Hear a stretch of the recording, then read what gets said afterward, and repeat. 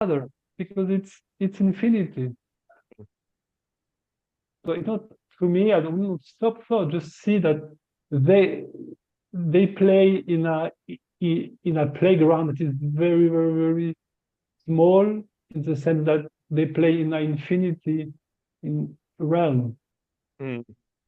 So Yeah, it's I fine, you know. suspect I could be well, time will tell, but I suspect that seeing that what you're describing, the infinity will will be the same thing of then, that completely breaks any power the thoughts have of because compared to that, right now there's just through extrapolation, a conceptual agreement with you that this is infinite. But I would not say that I've confidently identified that.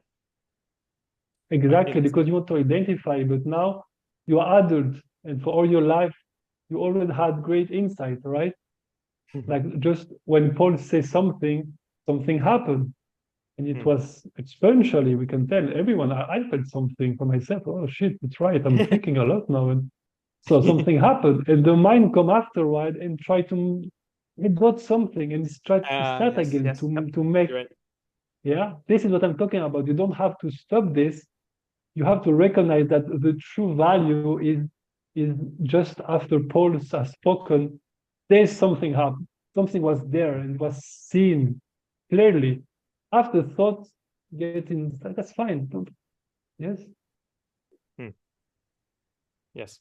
And see Okay. that yeah. Sorry. I was just No, going to go ahead. say, I think what Paul has done is remind us his wrench is the number one tool, if there is such a thing as a tool.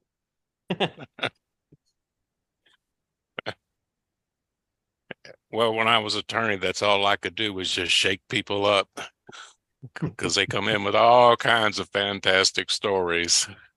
Their relatives have been blowing smoke up their ass. Their friends have been blowing smoke up their ass. I'm the final stop. So it's a habit.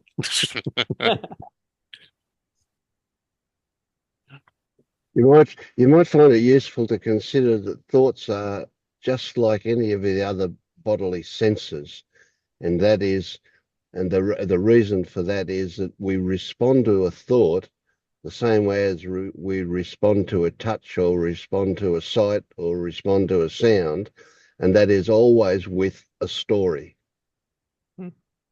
And if that's the case, it almost gives us the option, not it's not real, but it appears to be we have the option of responding to it.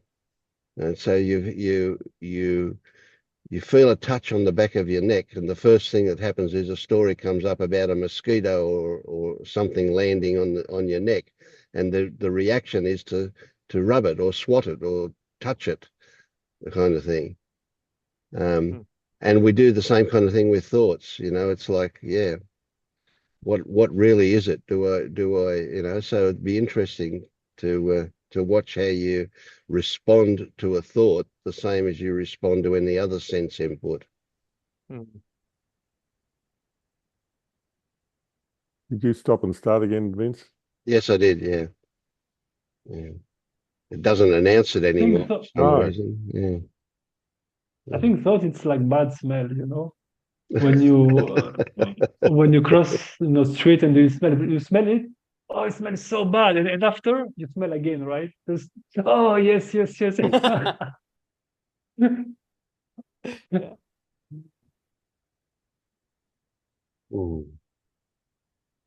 And after you forget, so does it really smell that bad? And you just take this road again. And, oh yes, yes, it was very that bad, and you just go again, again, again.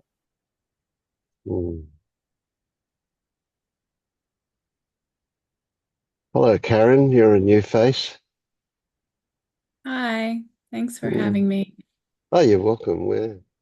Tell us where you're up to on this, whatever it is.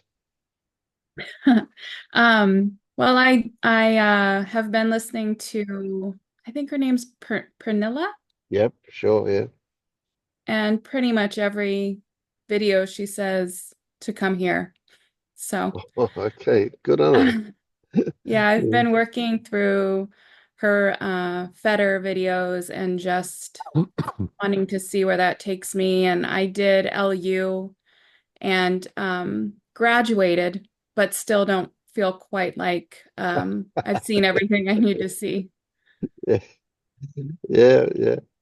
Well, Yeah. welcome to the club. Thank you. None of us have ever seen everything there is to see. Yeah.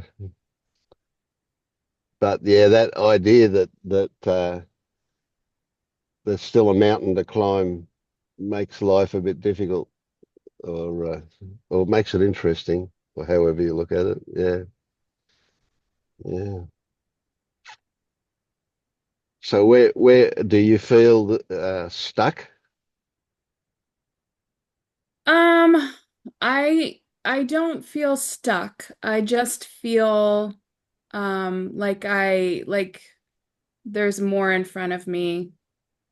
The path Sure. is Okay. continuing. I don't feel discouraged or upset or irritated. I just feel curious and wanting to hear, other people's experiences and continue on the Yeah. path. I Great. think ultimately I'm looking for that sense of peace and contentment and acceptance of the moment that comes and goes. So Yeah.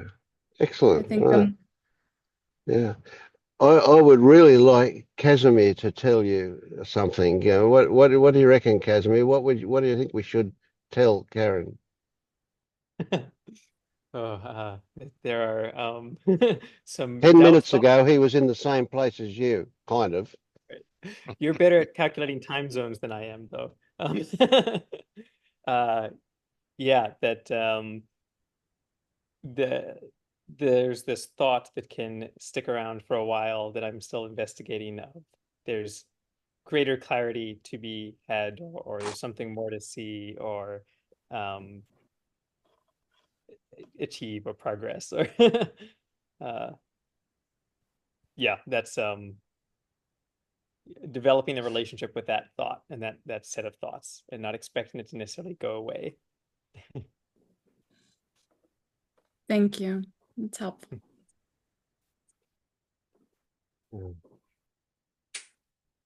Yeah, the good, the good, the good. But don't know what to say.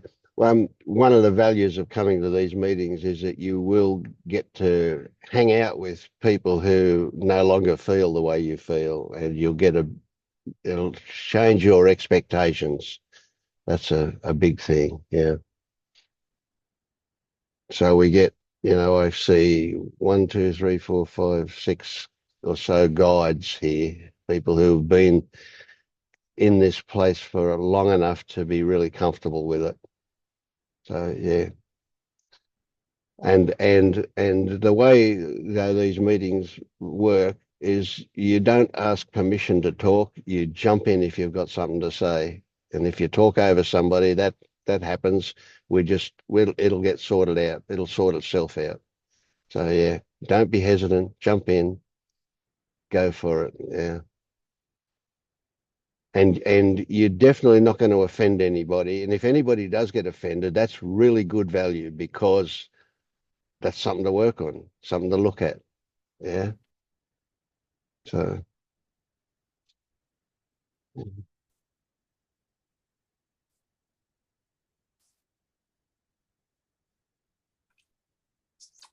let me tell you, I've been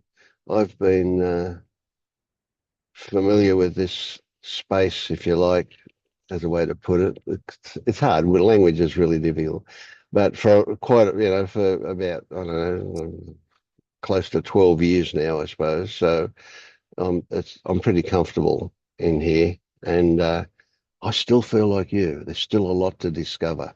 It goes on and on and on. It never. I don't imagine it ever stops. Maybe it does, but I'm not there to know.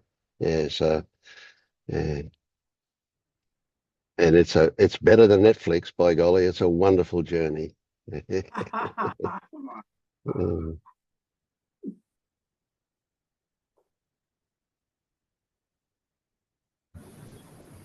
Okay, can y'all hear me? Yeah, loud and clear. Okay. I'm on my computer at someplace else. Normally I can't be on my computer when I'm at my house. And I'm on my phone. But anyway, I just finished my 5-day retreat, and I took your advice. I didn't distract myself by reading or doing anything like that. And so I feel really good. Like I said, I'm not really a meditator, but sitting there and just sitting there, was really beneficial, and my take home is this is it. Mm. It's, and in meditation, sometimes, I'd be like, here and now, this is it. Just this, and it just feels good. It's, my only, and talk about shadow work and all that other stuff, I'm sure I have something down there, but whenever I feel something, I'm like, okay, where is it? And I can't find it. It's like, okay, well, it'll come back if it needs to be investigated. But what's interesting is emotions. I feel like I don't want to say I lack emotions, but I mean, because I can be very happy and silly and all that other stuff. But the sadness and the things like that, I'm just not feeling, and so that's it. Yeah. Here we are. I guess if I need to feel it, I'll feel it. And the funny thing is that I am so apolitical. I really am. And I watched the retreat ended about an hour and a half ago, and I put the news on and just saw what happened with President Trump, and it was like, oh yeah.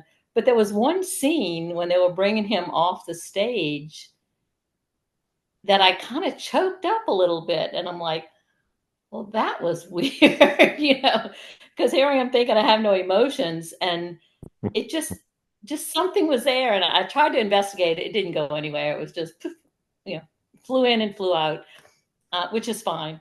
But I thought that was kind of interesting because all week I've been thinking, like nothing comes up, like, and just for that nanosecond, something arose and it went away, and there wasn't even a thought involved in it. I can't even tell you which clip it was or why I felt it, but I thought, okay, I guess I'm okay, because I do have a little bit of emotion left, but anyway, it was a good retreat, and yeah, so here I am, right here, right now.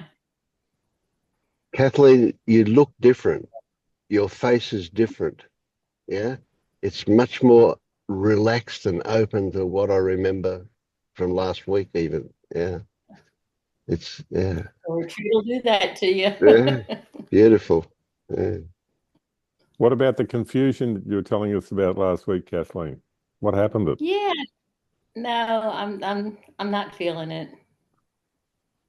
You sit for 5 days and you kind of everything kind of gets out of your head. Yeah. Yeah, and yeah, I'm in a good place, And the interesting thing, part of the retreat, they were talking about thoughts and the thinker. One of the talking sections was talking about, the thinker and thoughts.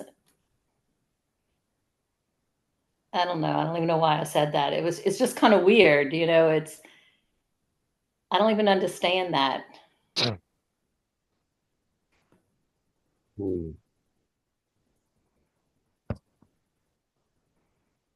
So there's no thinker. There are just thoughts about a thinker. Yeah, that makes sense.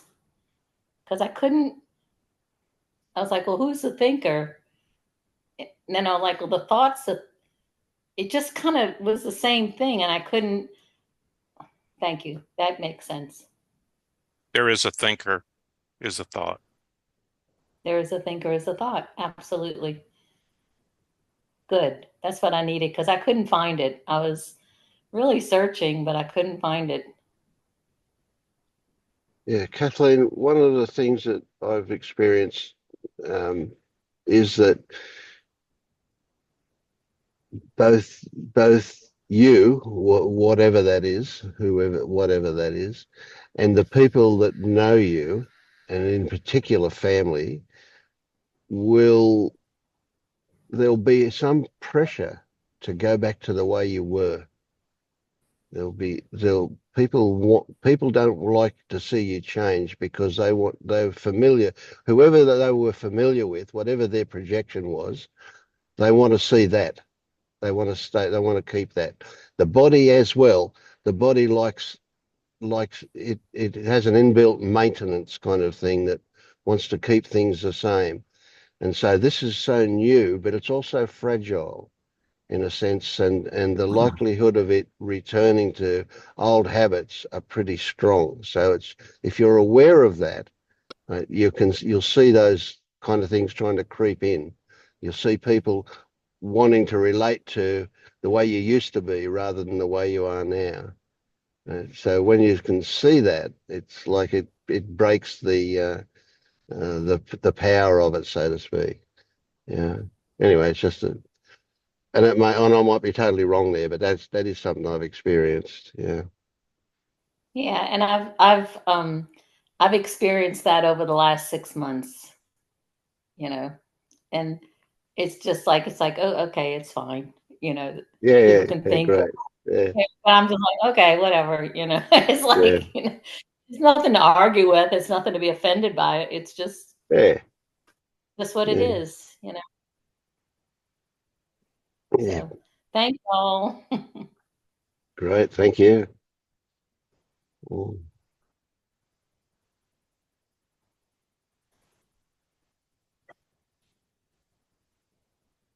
How have you been, Phoebe?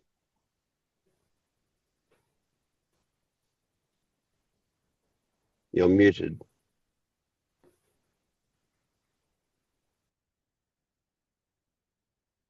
I've been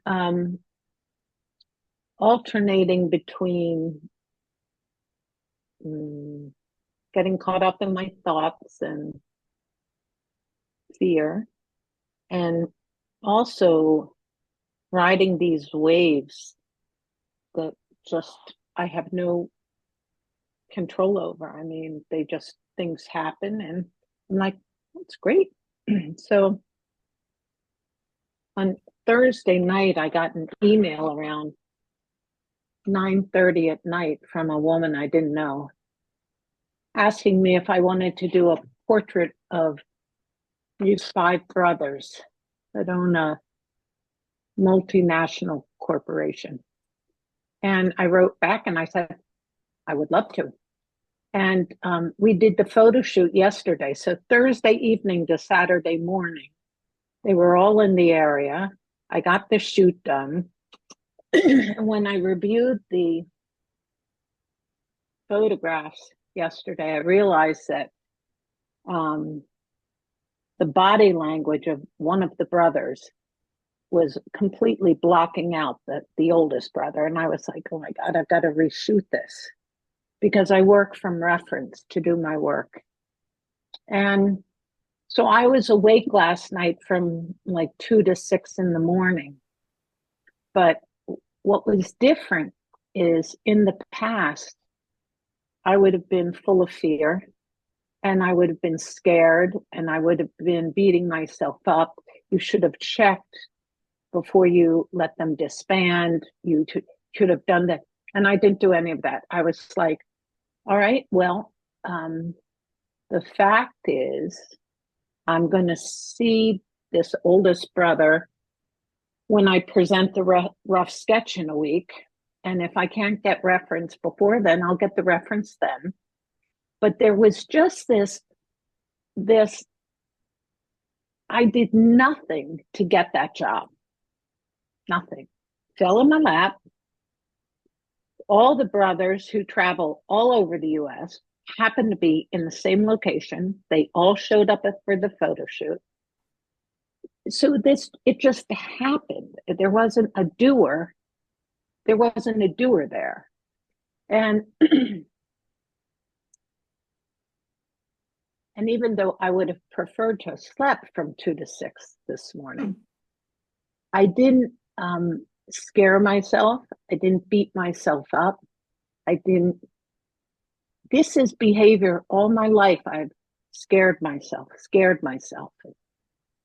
made something out of nothing and psyched myself out. And this time it was, well, I mean, even if I have to wait a week, so I'll wait a week and I'll shoot him when I present the rough sketch, and his body won't be right, of course, but that's all right. I mean, it's fine. It's okay.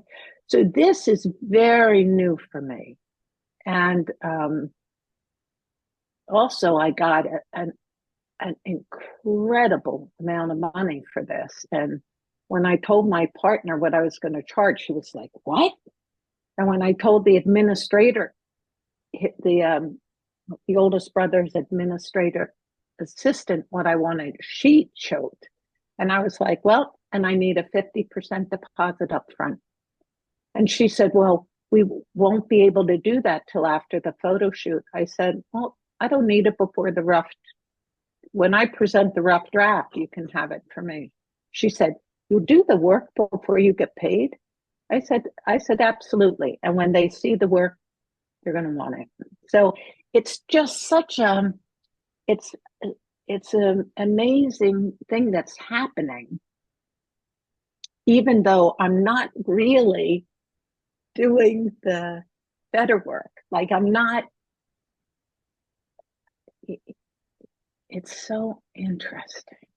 It's like I listen to it, I let it wash over me, I take in what I take in, but it's still informing my life in a way that is brand new for me, brand new.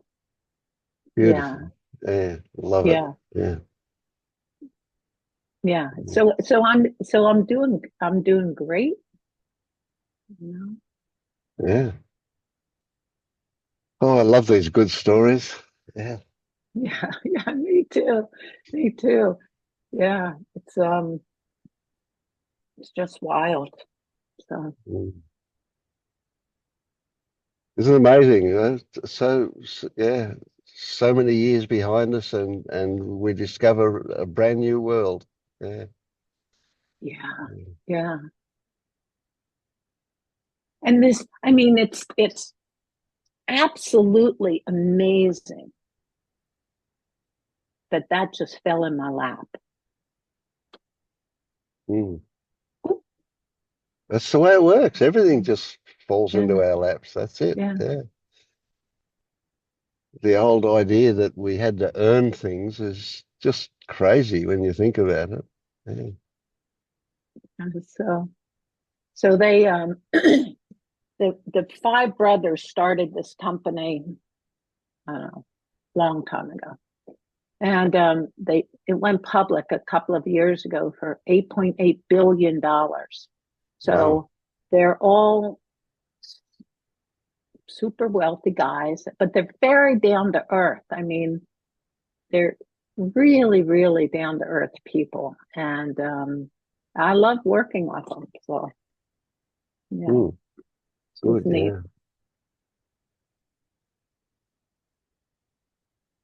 That's how I'm doing. Love it. Yeah. You'll attract envy from some people. I know, and already, I know, shit, I know. I told my partner's sister, and yeah.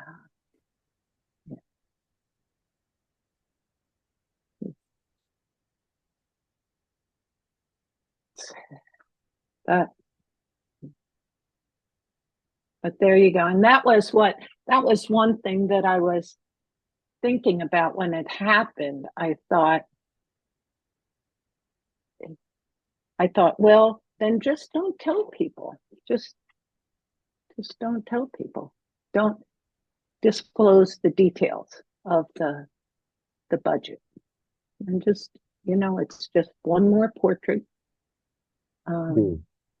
But I'm super excited about doing it.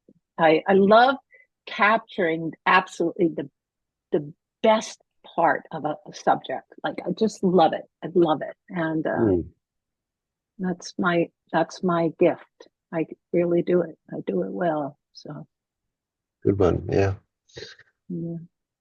So the idea that should I or should not tell people about that side of it and so on, that's the content of the thought.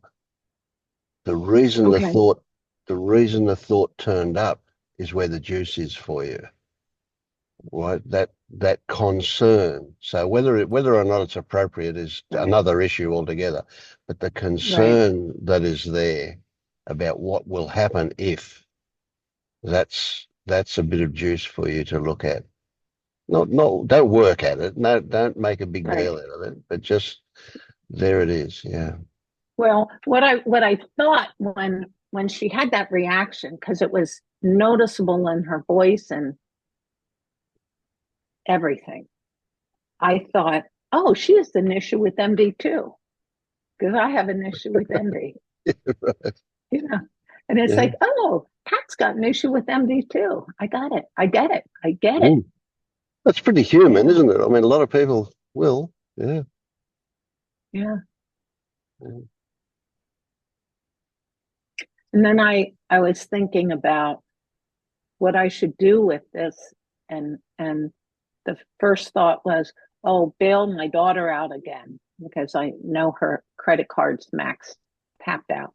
You know, I just know it. And her salary is really, really modest, like really modest. And then I heard Pernilla talk about taking care of my responsibility to take care of myself, not my responsibility to take care of these other grown-ups, but to take care of myself. And that's something that I've never really done. I've always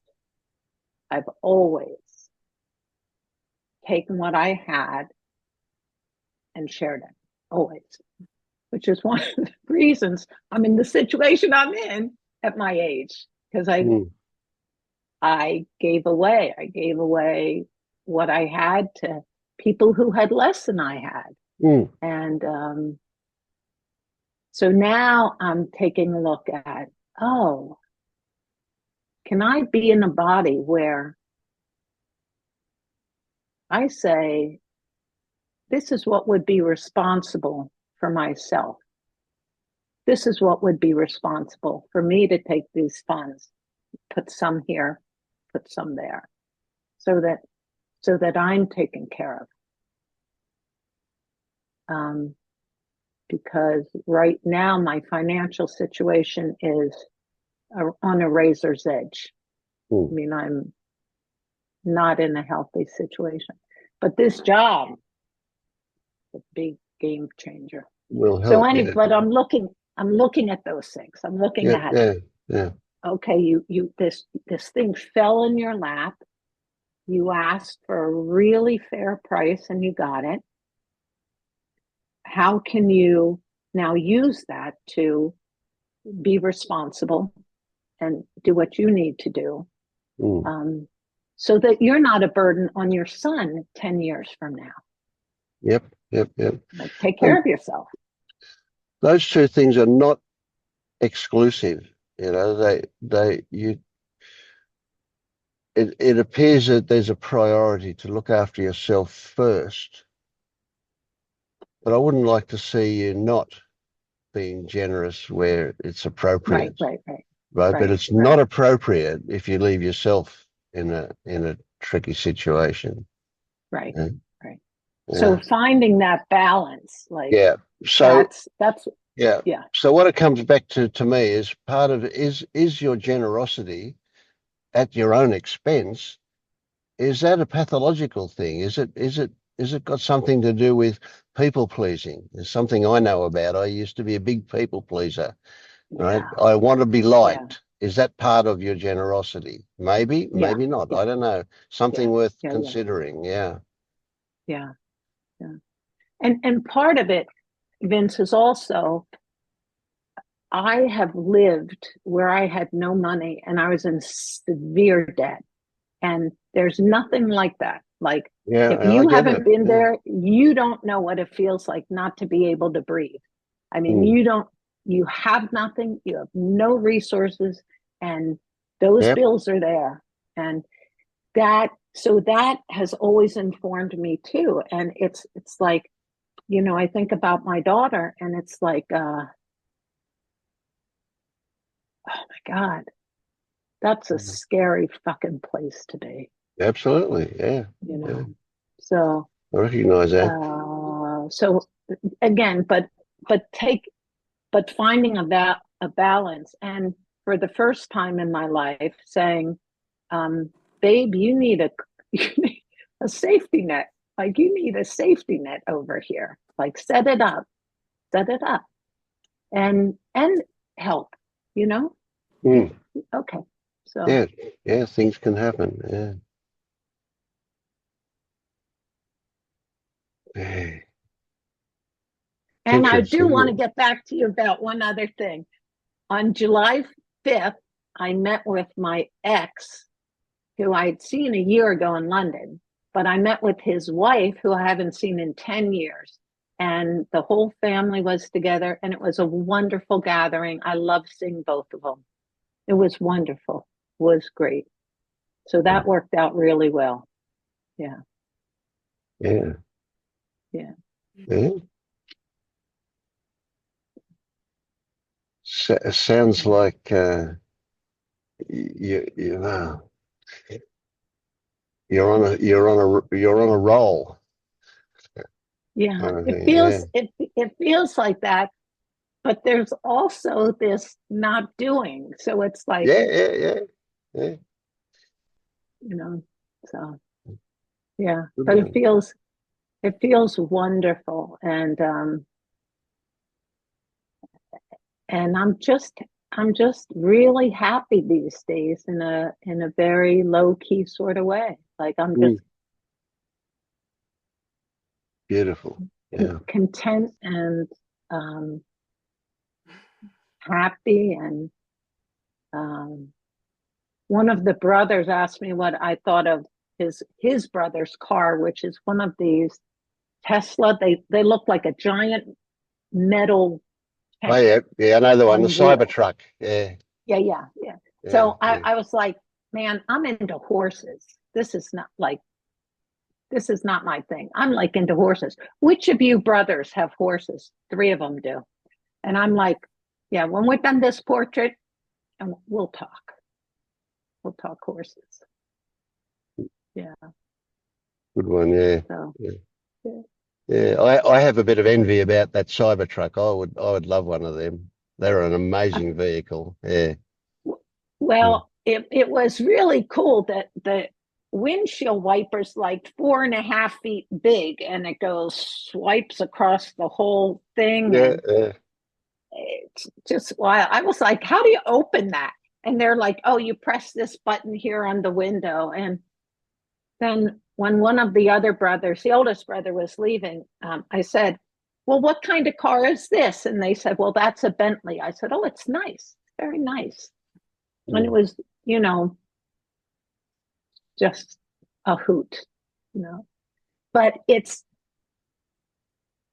I don't know, it just feels super comfortable. Like, it feels so comfortable being with them. And I had done a portrait of their father in 2006, and then I did a portrait of their mother in 2007, and both of those hang in their world headquarters. But now they want one of the 5 brothers. And so it's Yeah, good one. Yeah. yeah. And you never know where it could go. Could end up doing portraits of every family and all the kids and the grandkids and the whatever. Who knows? Yeah. There you go. Yeah. There you Excellent. go. That would be excellent. Yeah. but one thing at a time. Yeah, absolutely. Yeah. Yeah. Here is great. Right now is great. This is Here just is, great. Yeah. yeah, yeah, yeah, yeah. So Mm.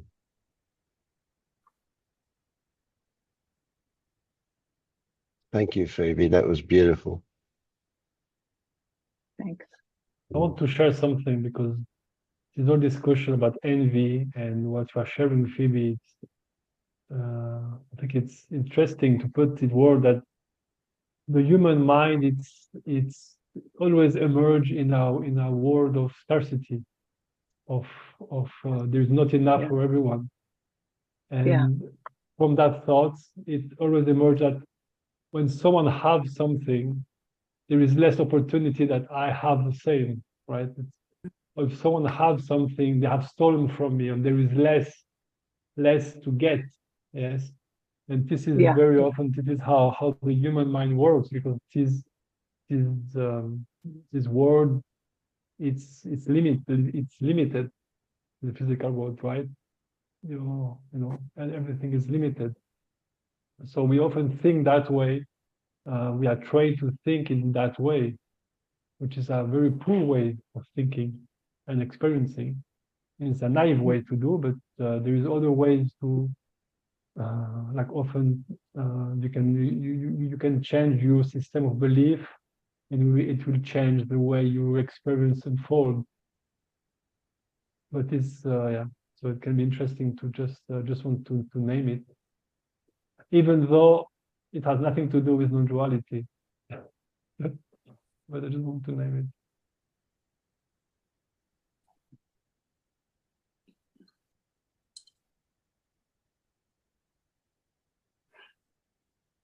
You know, I'd like to say that it does have something to do with non-duality. I mean, in my perception, another reason would be this belief, this thought of unworthy.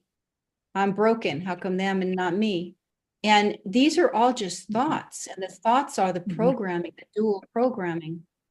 That when we realize we're not our thoughts and these are just thoughts, and we sit with that reaction in the body of that thought, that there's not enough to go around, this lack paradigm, that's what creates this separation of this sense of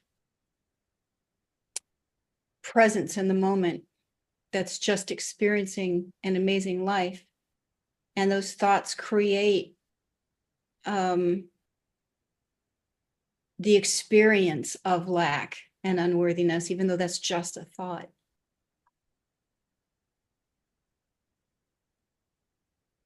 Yes, that's absolutely my experience.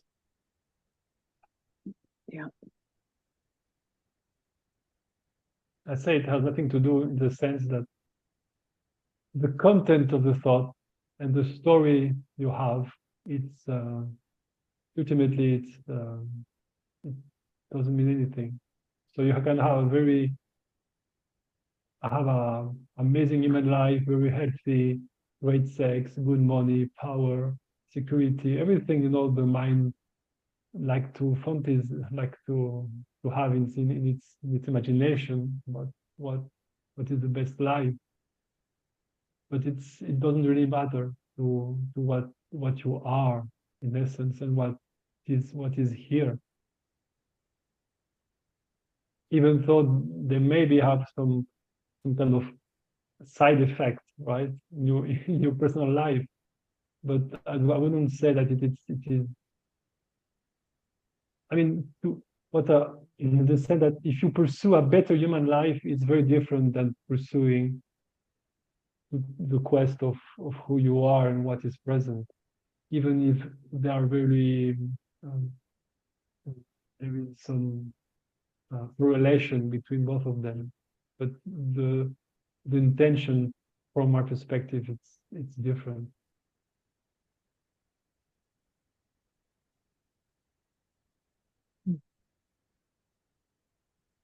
And, Yeah, and I'm not saying I'm not saying it's one or the other either. I'm just saying I perceive it like a little bit differently. I've been experiencing rather than pursuing a better human life, which means the one I am experiencing is not better. And what's been showing up now is the thoughts that say that it's not that. The thoughts that say that it's not that. And what happens, it's so hard to explain.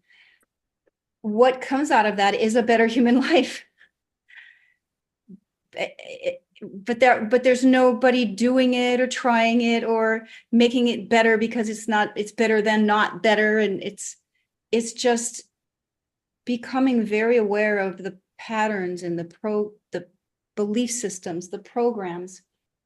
Like when I hear a story like yours, Phoebe, and I'm like, wow, and I can feel a little bit of that sense of brokenness, like, why not me? And then I explore that as a thought and a programmed belief, and the sensations that are caused by believing that. And then the mind, it just clears and the mind goes open and I'm backing nothing, which is where these magical things seem to occur. So it's kind of a paradox, I guess, hard to explain.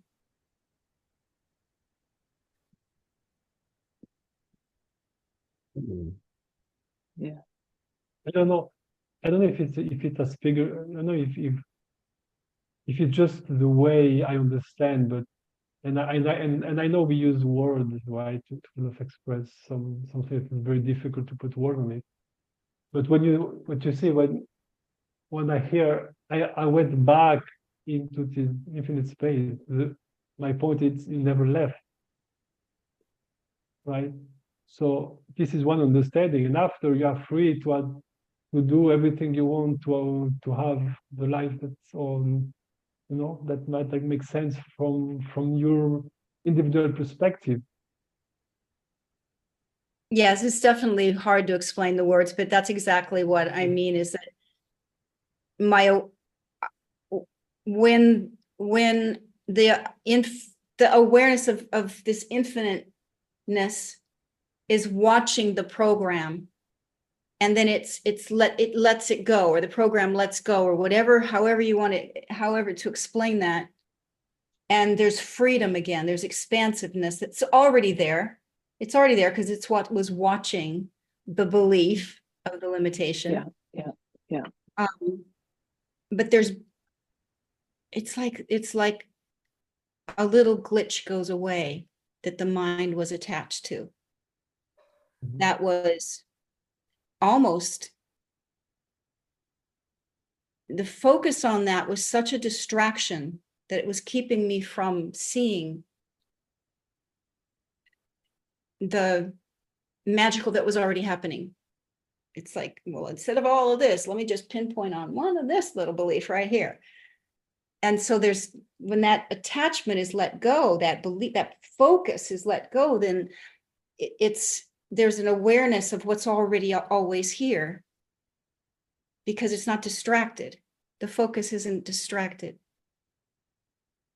It's very hard to explain, but I think you guys get the gist.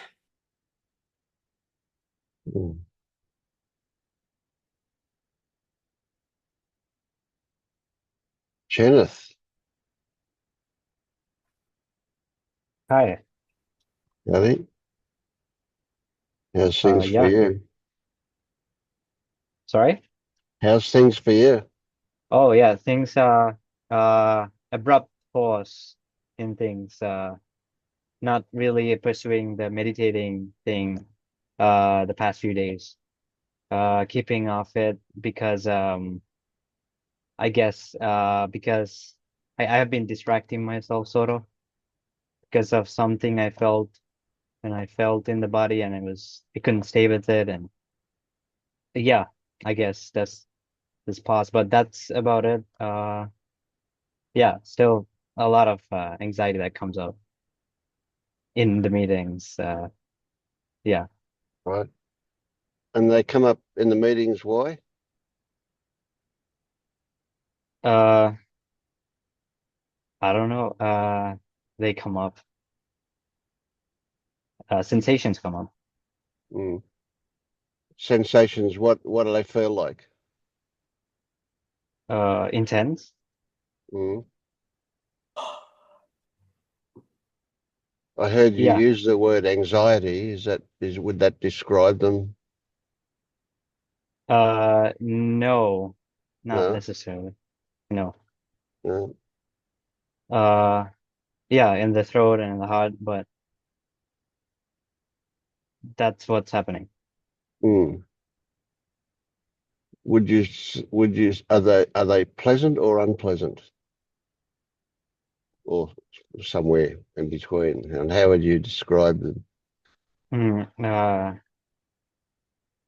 They can be pleasant too. Right now it feels a little unpleasant.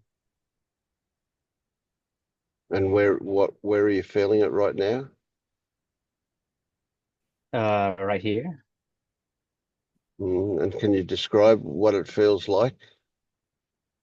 Is it a contraction or an expansion? Has it got heat? Is it how would you describe it? It's a contraction. It feels Mhm. like it has a lot of there's a lot of energy there. Uh, it's warming up. It's not cold. It's more hot. Mhm. Yeah. Keep going though. Don't stop. Yeah. So does that contraction feel like a constriction? Uh, Is it holding on or is it blocking or what? How would you describe it from that perspective?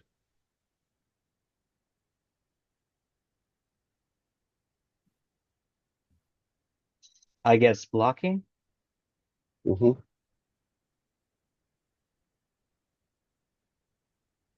So would you say that it's stopping something from coming up, coming out even?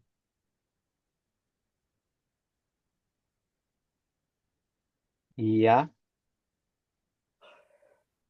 Yeah. And when I ask you, tell me the first thing that comes to mind when I ask you, what do you imagine that it's stopping?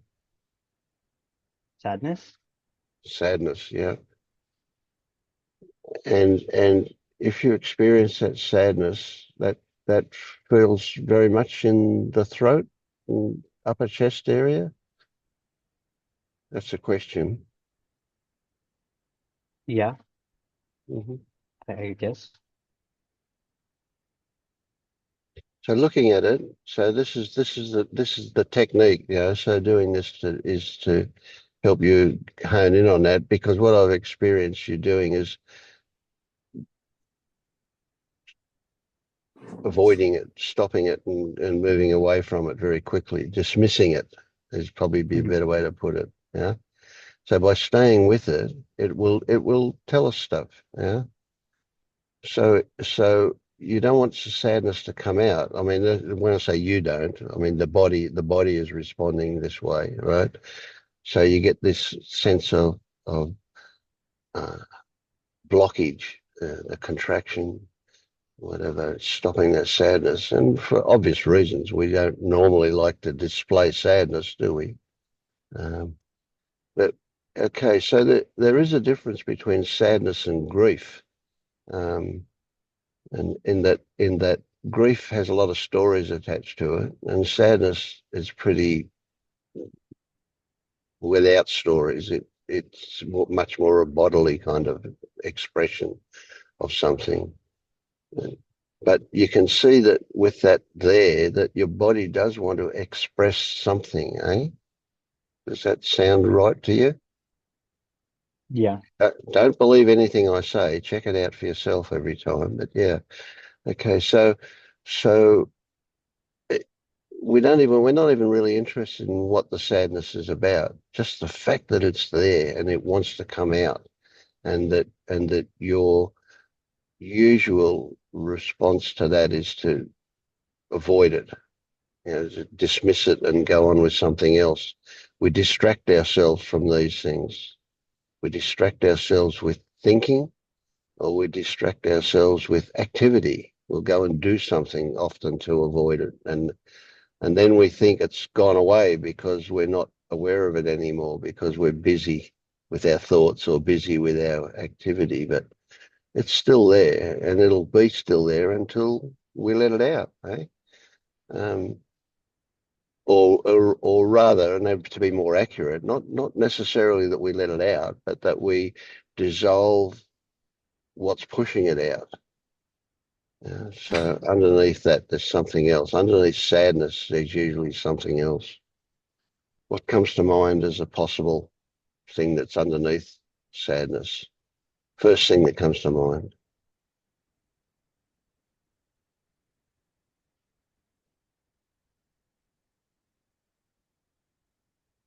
Nothing comes up. I didn't get that, sorry, say it again. And nothing comes up. Nothing comes up, okay, yeah, sure. Yeah, all right.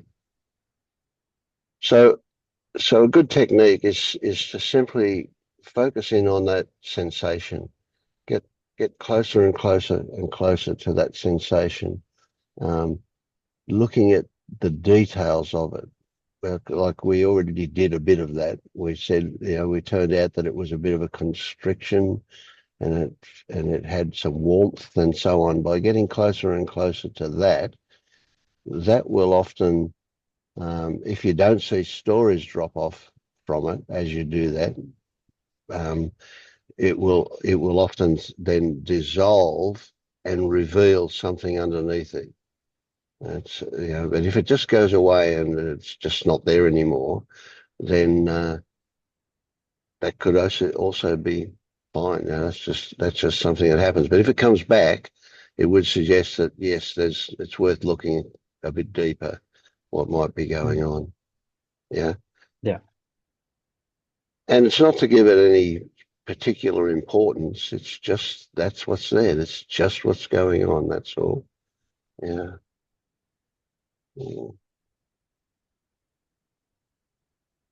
Would you like to explore it a bit more? Sure. Yeah. Yeah. Well, somebody help me here. Let somebody else get involved as well. Who has thoughts?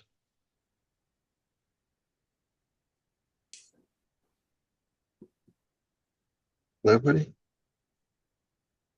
Okay. I can play. Yeah, go on. Yeah.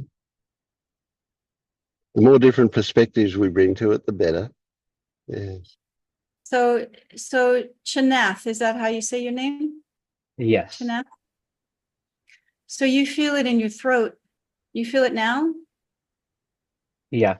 It's more in my upper chest right now. And what's it feel like, sensation-wise? Spiky. Spiky, like Grainy. grainy? Yeah. Like It's grainy, yeah, like spiky, like coming from the inside out or from the outside in? inside out. As in from the bottom to the top, it's like it's more spikier as you get to the top. As in it's The more top. sharper, I Mhm. guess. And do the spikes come upward towards your throat, or do they spike out Up towards and my down? throat. And where in your throat do you feel it? Can you point to it? Right here. Like near my Adam's apple. Yeah. Okay, so just put all your attention right there where you feel those spikes and breathe. Breathe into it. Keep breathing, because that's one way we shut down our sensations and emotions is we hold our breath. So make sure you keep breathing very deep in your belly.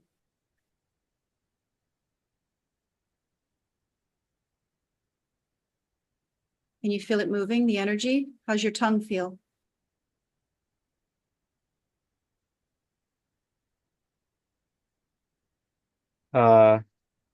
Yeah, sort of. It's getting a little lower, almost.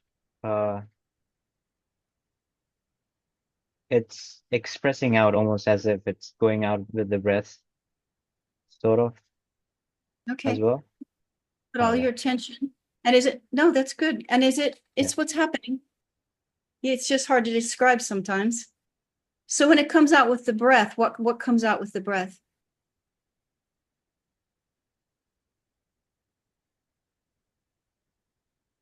Warmth.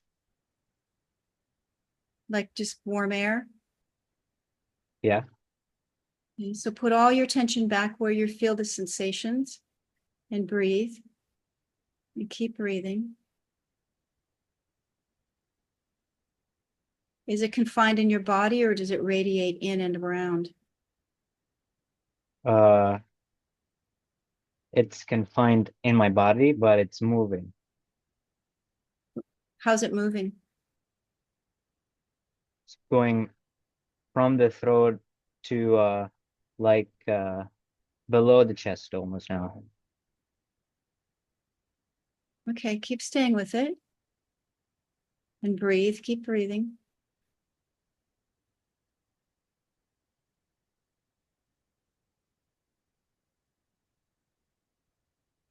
Keep breathing. Is it, you can close your eyes if it helps you tune into it as well. And is it very condensed and compressed or is it free flowing and moving? It's more free flowing now than before. Okay, keep just paying attention to it and breathing. Do any memories come up? No. Even if you catch like a wisp of one and you see it go away real quick, you don't have to say the memory, but you can say, if you notice even the tail end of it, when it comes up and goes back out,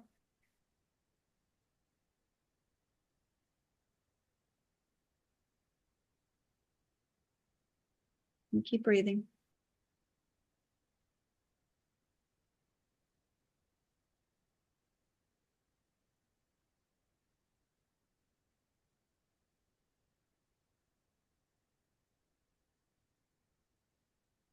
Is there any emotion with it?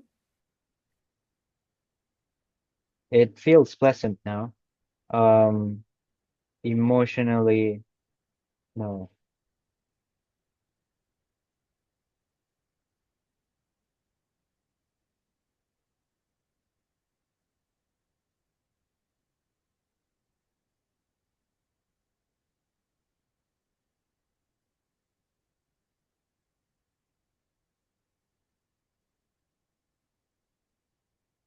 And keep breathing.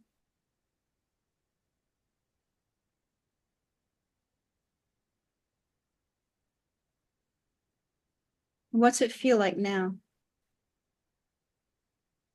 Pleasurable. Is it still, and where is it in your body?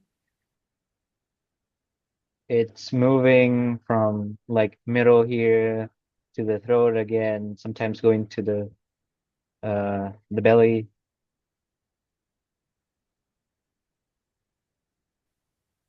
Are you used to tracking? Is this a familiar thing to be able to track the sensations as they move and shift? Perhaps. Yeah. I think so.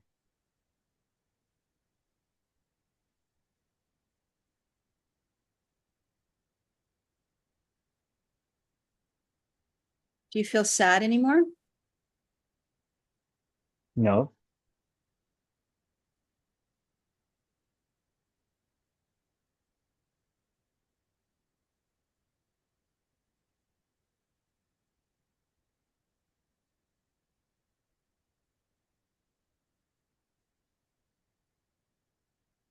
Is there anything that comes to mind to say?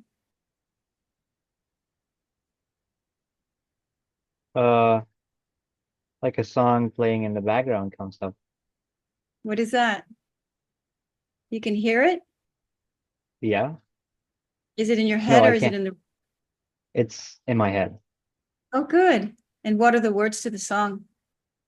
It's more of a music than a song. Beautiful. Yeah, Is this a good space, huh? yeah. And you and how's your throat feel? Throat feels. There's nothing in my throat right now. Something.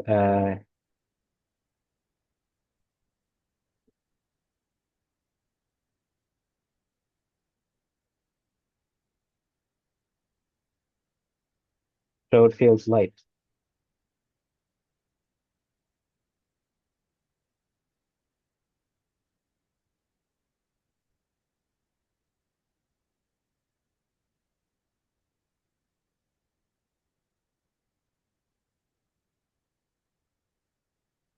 Your throat feels like what? Is it hard to describe?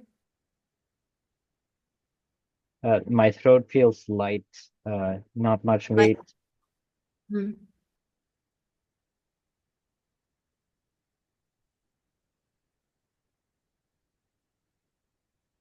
So in the beginning you felt sad and now your throat feels light. Yeah. Do you know what the thoughts were that were having you feel sad? No.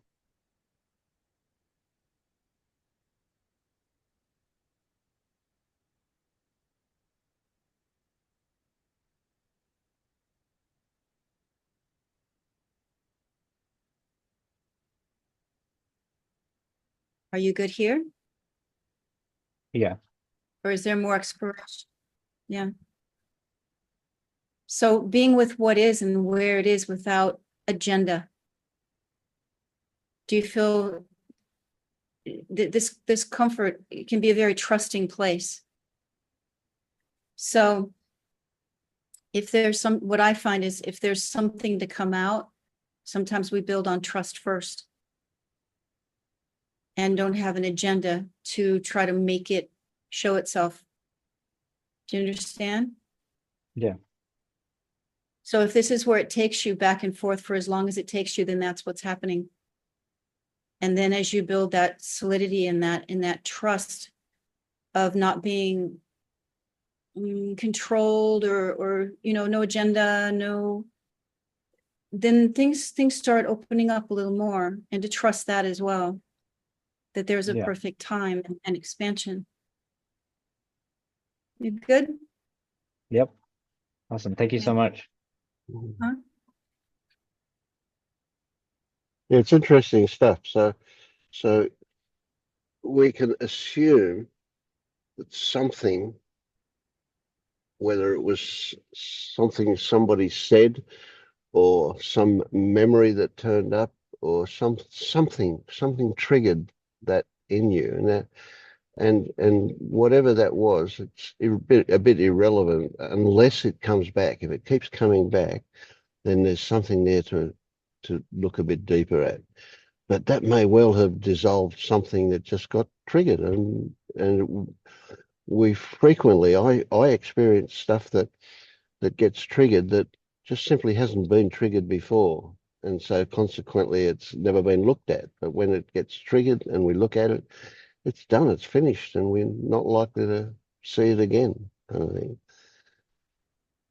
But if there is something deeper down there, it'll keep coming back, and so then we go looking deeper. But that technique that you just experienced is just so useful in life. So especially if strong, unpleasant emotions turn up, use that exact same technique, and you'll see what it's about, or it'll just dissolve, and it's just good stuff, really good stuff.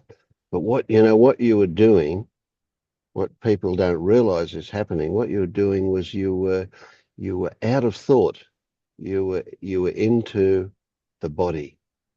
And that's just, such a different way to relate to yourself in the world. It's good value, really good value. Yeah. I want to go on top of that, Vince, too, with what you said was so profound, because in our lives, what's happening, and we be with it the way you were just being with it in that moment, no matter how intense it is, allows it to process and release. And we're not in the mind making up stories and building realities and identities around it. The things that are come up that people struggle with is there's been identity and realities and stories built around something that they didn't feel or couldn't feel because they were too young to process it. So they're there, and the mind becomes afraid to look at it because it has this whole identity block about it. Like it's scary and it's on, it's in.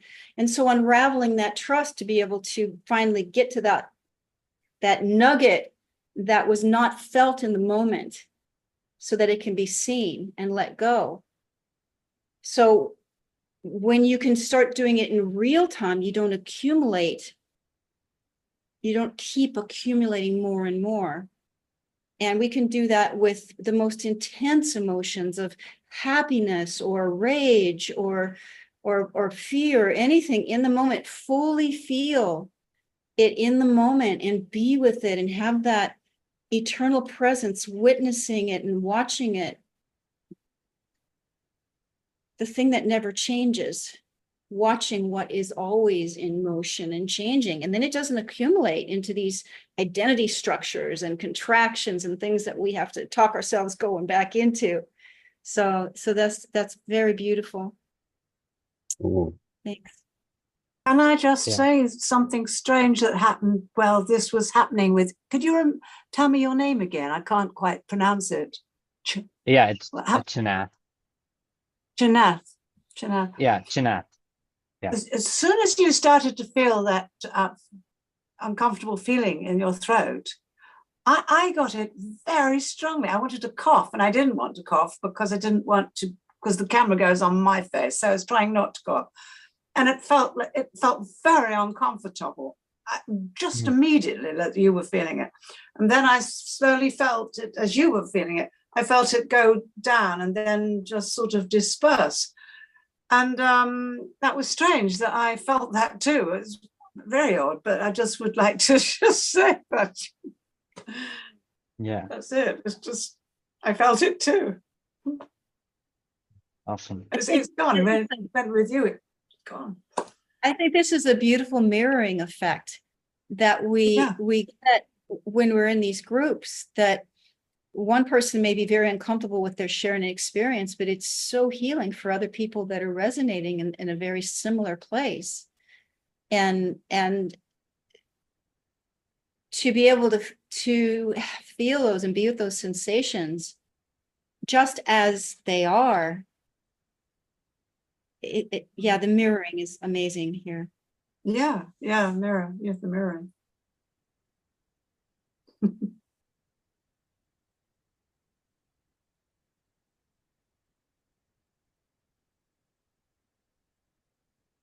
Andre,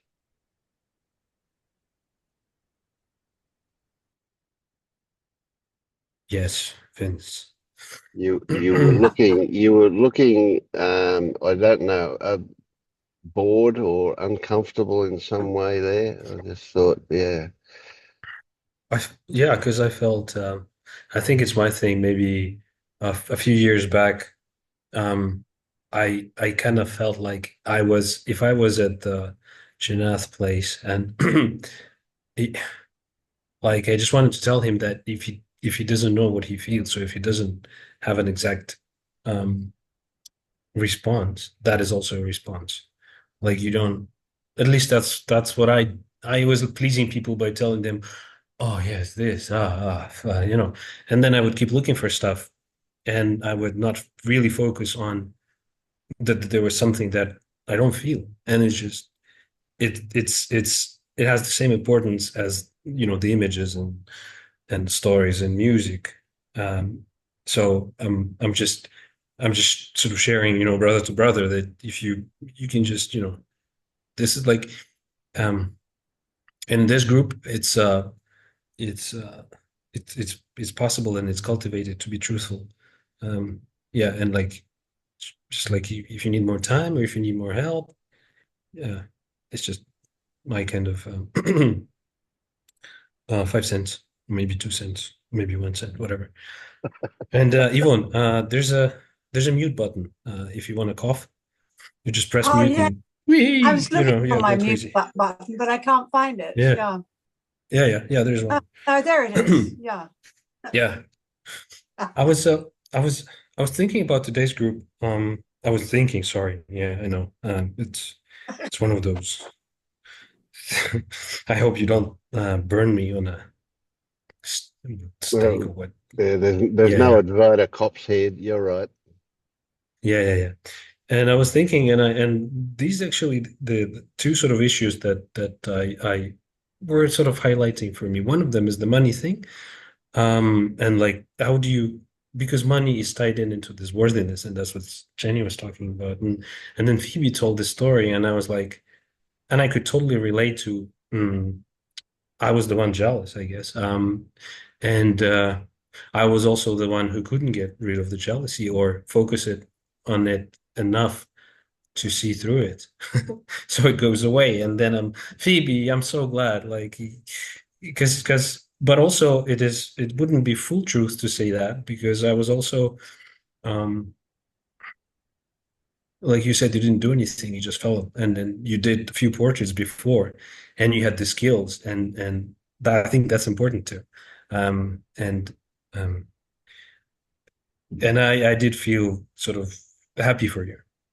I say sort of because it was a little stained with this, like Jenny said, why not me? Why big, important guy doesn't call me and then just give me a car as a gift or something. And I do remember maybe 10 or 20 years ago, I would work for a guy, and he had his own game development company, and he was rich. It was back in 2003, and he bought himself a Ferrari Spider and Porsche Cayenne. It was 2003, so the car was released for the first time. And I felt like when I was in his car with him, I was part of his success. So I would then tell my friends, "Oh, I know this guy. He takes me for a ride." Well, he wasn't taking me for a ride. I was an employee, but I would exaggerate it and I would brag about it, and I guess because like you just want to brag about something, and I'm thinking, because you did this, and I'm thinking, why can't you just openly say, guys, this is, wow, this is, I don't want to use the word achievement, but this is something that makes you happy. This is something that gives you, I suppose, joy. This is something that gives you certain resources to do the things that you want, or to buy the things that you want. And I don't know why. Well, I actually know why, because this is my sort of legacy of my country. Because when you say that, you get thrown into jail and things are taken away from you. I don't know your story. And there's also this whole jinxing stuff, right? If you tell people, then they will look at you in a way that, and then that's it. The white stripe is gone, and then it's all the black stripe. It's superstition. And one thing that happened to me, well, yesterday I got sick. I had fever. I still do. I have fever now, and I remember that sickness is a way to get you out of your head and to your body. Okay, but then I just cannot be with it. This thing is just like the ultimate discomfort. Like, how do you like,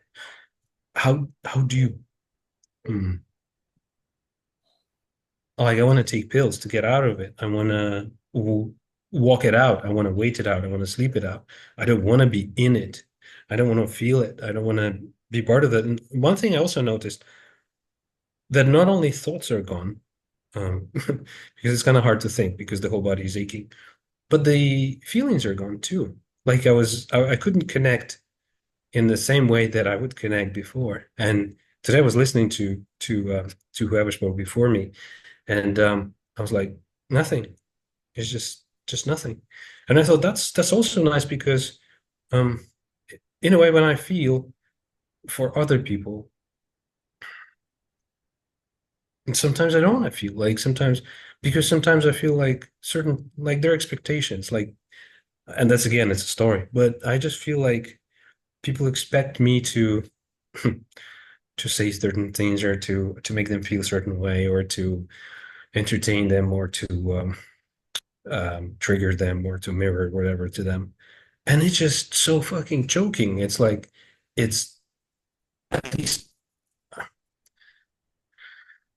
I don't know how to I don't know how to stop um being expected, how to stop, how to just be myself. Like, if you're expecting something from me, and I have it, and I want to give it to you, sure. Can I If come, not, then can I yeah, come in on? sure, So sure. it sounds like the sickness is bringing you very present to the moment, where there's no thought and no emotions.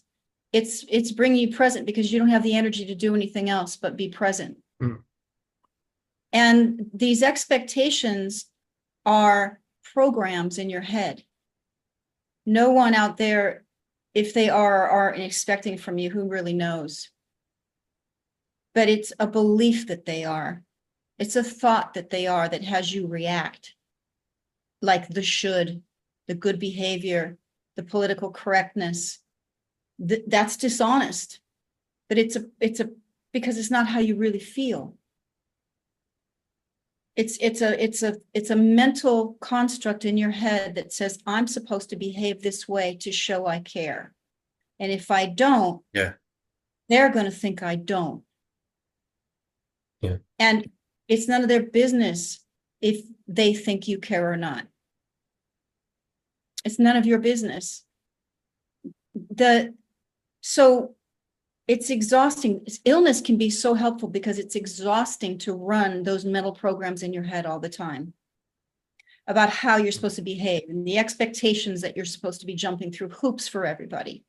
But this is all belief system that you've agreed is true. So while you're sick and you're too exhausted to play out that belief system, and you're in the present moment, that's what's happening. That's like without the thoughts all the time, without the trying to figure out what you're programming, what you're thinking, and is it true, and isn't it true? And it's exhausting. So this illness is such a benefit because it's bringing you to the present moment where there's no energy for thinking. But there's because my wife is pregnant, so I have to I have to run ahead of the train in a way, because I have to make sure that she doesn't get sick, and like, so I have to go out of the way, and it's not, I mean, it's supposed to help me in that way, like you're saying, but all I can feel today was like 6 a.m. I went out and I saw the ducks, and usually I connect with ducks and we just have fun. But today I was like, ugh, fuck off ducks, I didn't want to. I wasn't, there's no bliss. It's just, I'm just grumpy. And I don't know how to befriend that moment or sickness, because it feels so uncomfortable. Right. Befriending the moment doesn't mean that you're going to feel good about being grumpy. It means that you're just going to be grumpy. That's befriending it. Not loving the grumpiness, being happy about the grumpiness, transcending the grumpiness, just being grumpy for pure grumpiness. Doesn't mean you go take it out on people. But just being grumpy for pure grumpiness is being with what is.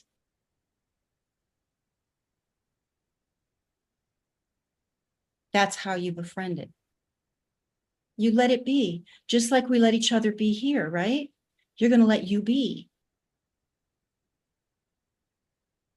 But I just, the diversion, the avoiding mechanisms that I have in my life become stronger, because this is a very unpleasant thing that I'm running away from. And like, because this is also life clearly, right? But I'm not like this part of life. I don't like it. I just want to jump over it, jump through it, and be done with it, and not And that's having what's to. happening. That's what's Yeah. happening. Then I'm not liking it. I'm grumpy. I want to jump over this. All of that is what's happening. Hmm. That is the whole thing that's happening. I don't want to do this. I have to be responsible for my wife. All of this is the what's happening, the wanting to jump over it. That's the energy just moving. That is the what's happening.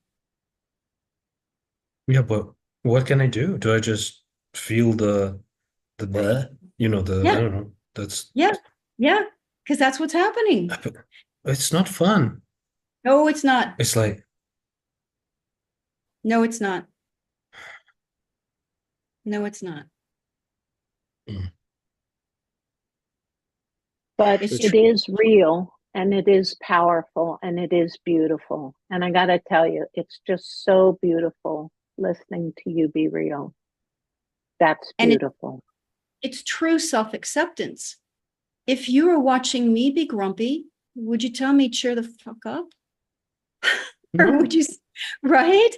So that's true self-acceptance. well, I don't know. First I have to see you grumpy. Okay. Yeah. You might, Because but that's all right too. Maybe I'll freak out and Maybe. because I'll think it's about me. Careful, you stop being grumpy there for a second. Yeah. When you're watching other people be grumpy, and you might even be thinking, get over it, because that's how you treat yourself, right? We treat others the way we talk to ourselves. Or you might have compassion. But it's not the grumpiness that I'm running away from. And actually, I don't know what happened. I missed it. I was so upset. Well, not upset is not the word. Is I was so unclear. Yesterday I was clear. And then I was like, I was clear. I was happy. We were talking about things and baby and blah, blah, blah, blah, blah. And then something happened and I was trying to sort of roll back to that moment, but I couldn't see it. But it just went from this to bam, this. And I just felt like, blah, I felt like shit. And then I got sick and I was trying to sort of go back in time in the moment, whatever, and see what thought or what was that caused it? Like, what happened to me? Why am I all of a sudden like this? Clear Or you and unclear. Or you could just go with the flow. You could just go with the flow. The energy is just moving and it's not fun. So, let me scramble back and get out of this present moment and go back how I was 5 minutes ago because it felt better. But how we were working with Chanath, where this feels, and then it's moving, and then it's feeling. Now I'm happy, baby talk, and now I feel barfy. Oh God, now I'm trying to get back to the past because I liked that better. And you're just flowing with the energy as it's flowing. That's all what's happening. We missed a point here. I think Andre was saying that he wanted to go back and see what happened, why he went from one feeling to the other, why he went from feeling good to feeling bad. That was what I got. Yeah. Yeah, I heard that, but sometimes if you just go with the flow and be with what is, you don't need to know what happened. Just move with it. Just move with it. And then sometimes what happens gets revealed later or not, if it's important or not. But if you're always analyzing every move your energy makes because it doesn't feel good and now it's happy, and you're overanalyzing every why do I feel this and why do I feel that and why do I feel that? Because you're in your head a lot. But if you don't analyze every movement your energy makes, that's what energy does. 1 minute you feel great, the next minute you feel like crap, the next minute you feel love, the next minute you feel hate. It's all these energies in your body moving all the time. And when you don't overanalyze them constantly, you can move with that flow of energy and you end up popping into a new phase, because energy is never stagnant. You can't hold on to one energetic thing and be that for the rest of your life. It's never stagnant. It's always moving. You can get up. Pain is caused by resisting the movement of energy. Yeah, but I think I spoke to David about it, and I sent him a message and he responded, and he said, and I was talking to him about restlessness. Like I wake up in the night and I don't know what to do. I don't know where to put myself. And I call it restlessness. I don't know what it is. It's just like anxiety, power, whatever. And maybe it's not anxiety, but it's just like the dog usually sort of try to find the perfect spot and then just lies down. I just don't go to that next stage where the dog lays down. I just keep moving, and it's head and it's the body. Yeah, And David yeah. said, go for like run or because it's a stagnant energy, like you're saying. And I'm like, but then is it like, do I have to stay with it? Because staying with it is even worse than staying with the sickness because yeah. I'm glad I don't have that experience now, but Well, I've gotten that too, and I get that sometimes too. And learning to just allow, it doesn't matter if you get up and run and move the energy, or if you sit there and try to contain it and be with the energy. It's that controlling energy of trying to make it change and shift, or I need to stay with it, or I need to get away from it. That's just all of it, what's happening. And that's just part of feeling it and being with it. It's all over the place like that. And now mine's almost gone, because I thought I had to sit with it and be with it. And you just, you can't control it. There's no one there to control it. Your mind keeps trying to control it, process it, find out why, get it to change, get it to release. Oh no, now I got to feel it more so I can process it again. And the mind is always trying to commentary about the energy. That's what I'm saying. In this particular case, where you're very intuitive and you're very mental, for your particular case, maybe don't analyze every movement of your energy. I feel it like there's an opportunity here, Andre, that and the opportunity is to develop the skill to be in the present. That's just one way to say it. And so the thing is that you feel shit, and part of you wants to not feel shit. That's normal. That's just the way it is. Okay. And then if you hone in on this, you also recognize that ideas will come about how to not feel shit, what to do, right? What effort to apply to the thing to change it, right? And the opportunity here is to recognize that A, you feel shit, B, you don't want to feel shit, and C, there are things turn up, ideas turn up about what to do. Will I take pills? Will I go for a run? Whatever, in order to not feel shit, right? And to think that the opportunity here, and because you're sick, and this is always the case, when you're either really tired or sick, shit comes up a lot easier. And it's an opportunity, because when you're feeling good, it doesn't come along so easy. And so the idea is that whatever you feel it's going to cascade. You're going to go from feeling shit to not wanting to feel shit to trying to do things about feeling shit. And you just recognize that everything that comes up is still happening now. Whatever it is, it's happening now. So the idea of what have I got to do, that's a projection into the future. That's a fantasy. Doing something, that's looking for a result in the future, right? But what we need to do is to keep our attention on what is going on now. And any ideas about changing it, now. Any ideas about not doing what we're doing, that's now. And also what can help, Andre, is while you tune into the now of wanting to get away from this discomfort, I want to fix this discomfort, I want to create what was 5 minutes ago. What is watching you struggle? What is watching you struggle? I'm so identified. Like I am that. I am basically the struggle. I am the, body that struggles. I am like I can't sort of sneak in this perspective, but I'm not able to unglue it from the That's fine. identity. That's fine. Because you can be doing both at the same time. That's part of it is what is it that's watching the struggle and I'm identified with the struggle and they're happening simultaneously. You don't have to pick one. You're everything and nothing at the same time. I think you just said something incredibly profound, but you missed it.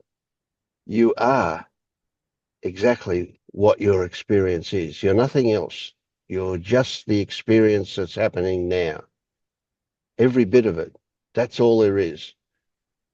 And to say you are that kind of misses the point. That the point being that that's all there is.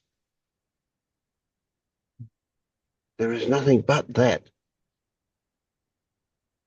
If I almost echo, this might be like a complementary angle coming from someone with a strong propensity to be very literal, very analytical, sort of may resonate, may not at all. This idea of sort of accepting the moment or letting go or accepting things as they are for I don't know how many years or how long. I kept trying to do that. Like it is an action, it is a judgment, like I will accept the moment and sort of come up with all these reasons of why and like, well, things happen the way they do, and maybe even achieving and doing that for a brief period of time that feels good, but then there are literally an infinite number of thoughts that can attack that approach to accepting it.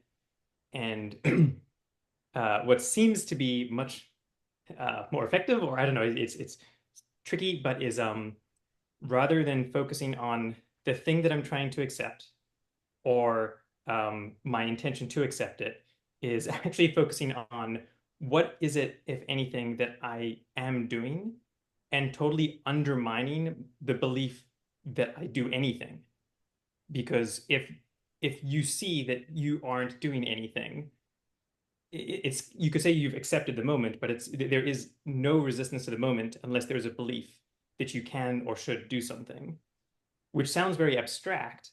But for me, it became clearer when I took it extremely literally, kind of like Vince is saying, and saying, okay, if I'm feeling upset or angry or something, literally, where is that? What is upset? What is angry?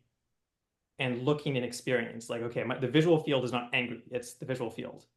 Bodily sensations, there might be stories about them, but the physical sensations are just that. And the hardest obstacle at first was realizing thoughts kept trying to pull me into imagined hypotheticals about the future or something else, but the only thing that's happening is this right now. And kind of just very stubbornly, aggressively investigating that, slowly kind of start to erode this belief that I'm doing anything.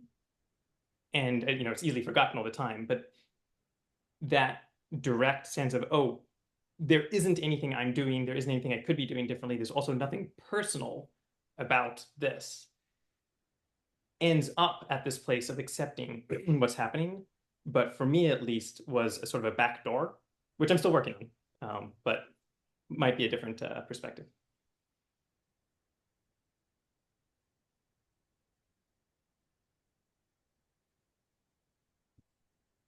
But also, I think Vince scared me a little bit when he said, well, I mean, I heard it a few times that that the body never lies, and then sometimes body responds to the thoughts. So the thought itself might evoke the bodily sensations, and then instead of investigating what is, I'll be investigating what the thought brought up in my body, and I'll be going down the wrong rabbit hole, if there's a wrong rabbit hole. And then is there a way to verify? I shouldn't go there. It's just a thought. The thought that I am poor, and then the body responds, and la la la la la. Maybe I shouldn't really. Well, yeah. Okay.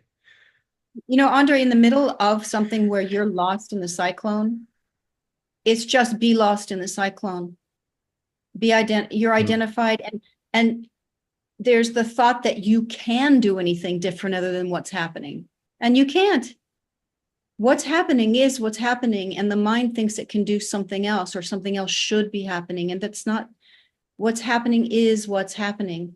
And then on the other side of the cyclone, you might be able to explore what thought created that, but not in the middle of it. I don't find that that's really beneficial because it just feeds it. Okay. Yeah. I guess I just need more something with it. Time, effort. Well, it's not really effort, just be with it. Don't effort. You're too tired. You know, it's the exhaustion of being sick. Don't effort. Don't effort it. Just be it. It is what's happening. Don't effort. Don't effort. But if you do effort, it just don't have an opinion about that. Yeah. Yeah, don't effort about not efforting. You know what I'm saying, though. It's like, then you're efforting. That's true. That's true. Because then you're watching how you're efforting. That is, you can't not be what's happening. So what comes to mind for me too is that portal that I fell through, and that the realization that whatever you become aware of, right, that is lagging whatever it is you become aware of. And it's already done. It's finished by the time you were aware of it. So any thoughts about it are just a waste of space. Any idea of wanting it to be different, especially, is just going to corrupt the next moment. I mean, you've heard me say this stuff before, but yeah, it's just a reminder. It's done. Your mind always follows. It never leads. It always follows.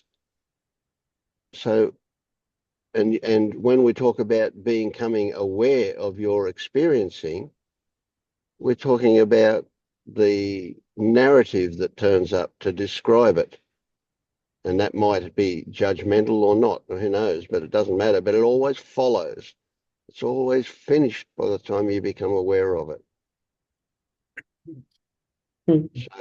So really, the best course of action not to corrupt the next moment is to relax into this one, whatever it is. And that's just a thought. That's just a story. How do you relax into a moment that you don't like? Yeah, absolutely. Because there's no point in wanting it to be different, whether you like it or not. It's done. It's finished. And you are everything. We like to be the nothing part of us, but we are also the everything. Everything. All the things I swore I'd never be, all the things that are bad and dark, and I'm not, you talk about I'm not jealous, I don't have rage, I don't get it. No, I'm everything. Me too. Yeah. So as much as it feels shitty, there are jewels in there. Yeah, it is a treasure. It is a gift.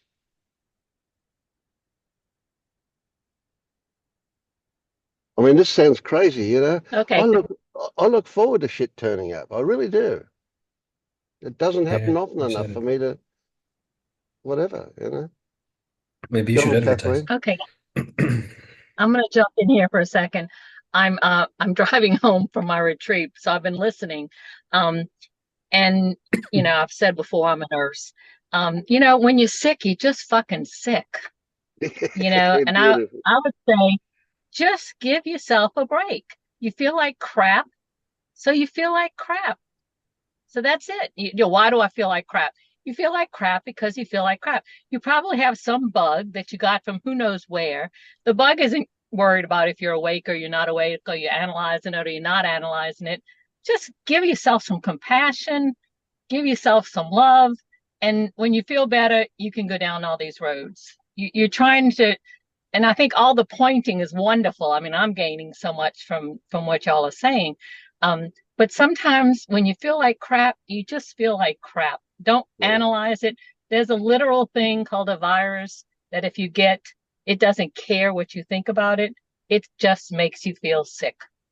Okay, so I'm going back to driving. I hope that helps a little bit. Yeah, Kathleen, thank you. But I'm doing this on purpose because part of me thought like you should skip. You just, you know, go lie down, whatever, take care of yourself. But then it is important, right? It's there. It's something, and I want to talk about it. I want to share it with, because it's not, well, for me, it's not fun. So I'm sharing something which I don't particularly like myself. So it's more of an yeah, investigation and yeah. not a pleasant And one for me, Andre, but this is I have support. to tell you, I so enjoy being on this journey with you, because I feel like we're all on this journey together, and I just want to say I really like you, and I enjoy Oh, hearing don't what you tell have him to that. say. But I know it make you feel. But anyway, bottom line is that little virus doesn't care. So take care of yourself. Yeah, Okay, I'm out.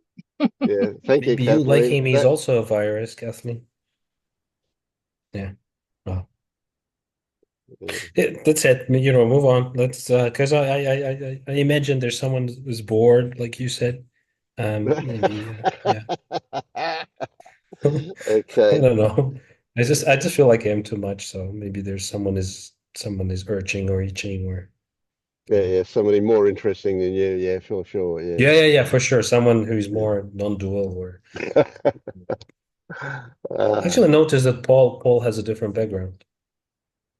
A different background. Yeah. He's not in his Yeah. messed up office anymore. Yeah. Mm. Not in that. Oh, was it the cellar or He's in basement? Ione City. Oh, the I'm, dolphins and I'm in my apartment, oh. not my office. It's cooler here. Mm. Yeah, I just noticed that. I wanted to share.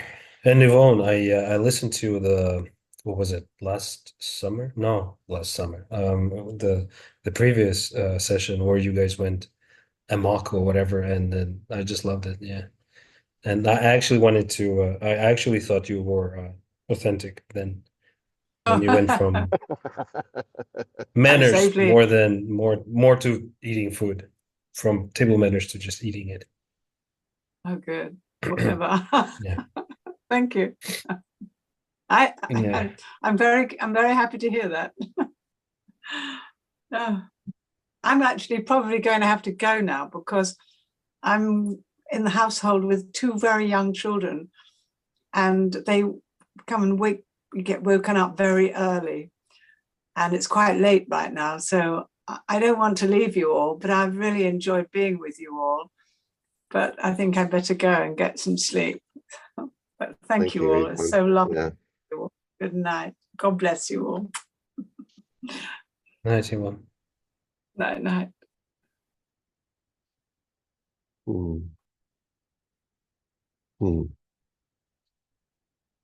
Your turn, Irene. I'm really cognizant that we didn't get to your last meeting. Yeah. So appreciate your authenticity, Andre. And Kenneth, your vulnerability, and Jenny, the wonderful pointing. And yeah, what a lovely group. As you were guiding Kenneth, I got in touch with a lot of sadness that's present. I've been in bed for 2 days now.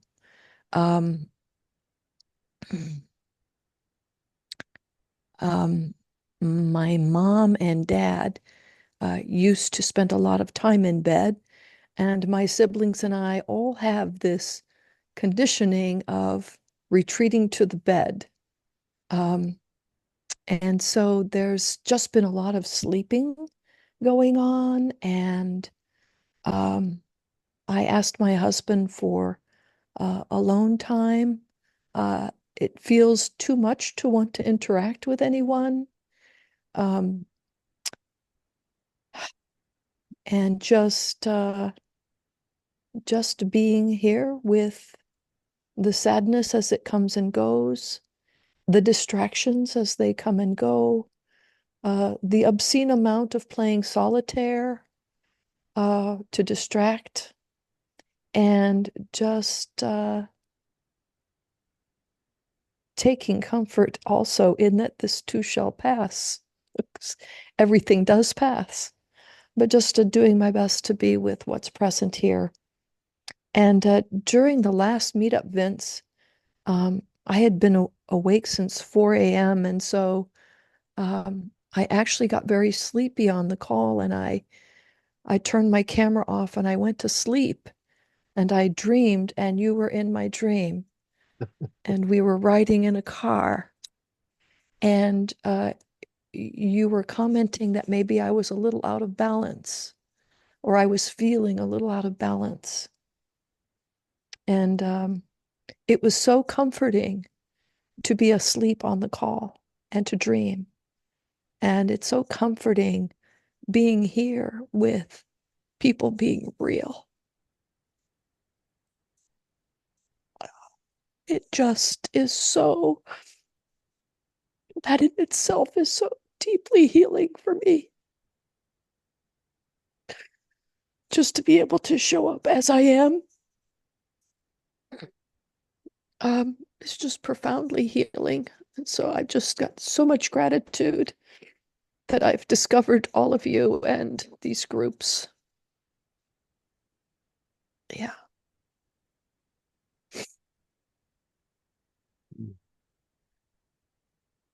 Thank you.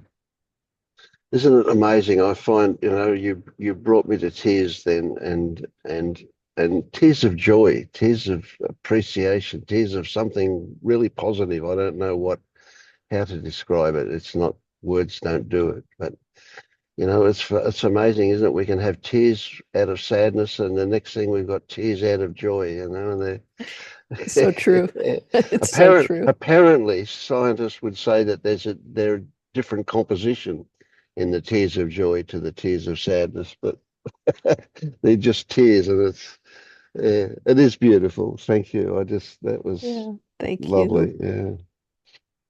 Yeah. You're just such, Vince, you live here as just this incredibly tender, warm embrace. This whole group is just that authenticity, as you say, is just so. Oh, it's just priceless. It's just priceless. Yeah. And Jenny's pointing is just so good. There's such good such good what do you call people who point? Pointers? No. Yeah, Pointees? Appointees. Yeah. Yeah, but just such good She's an index good finger. guidance. Yeah. Very nice. So thank you. Yeah. Oh, it seems crazy to say you're welcome, because nobody's doing anything. They're just being. Hey?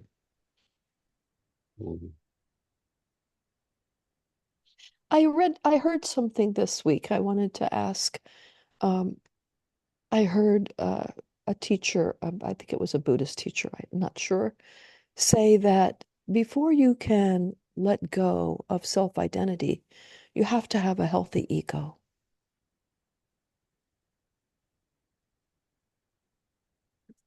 And I wondered, having grown up with a father who was very, very narcissistic and a mother who was depressed, and I wondered, did I develop, I don't know, I just wonder if there's a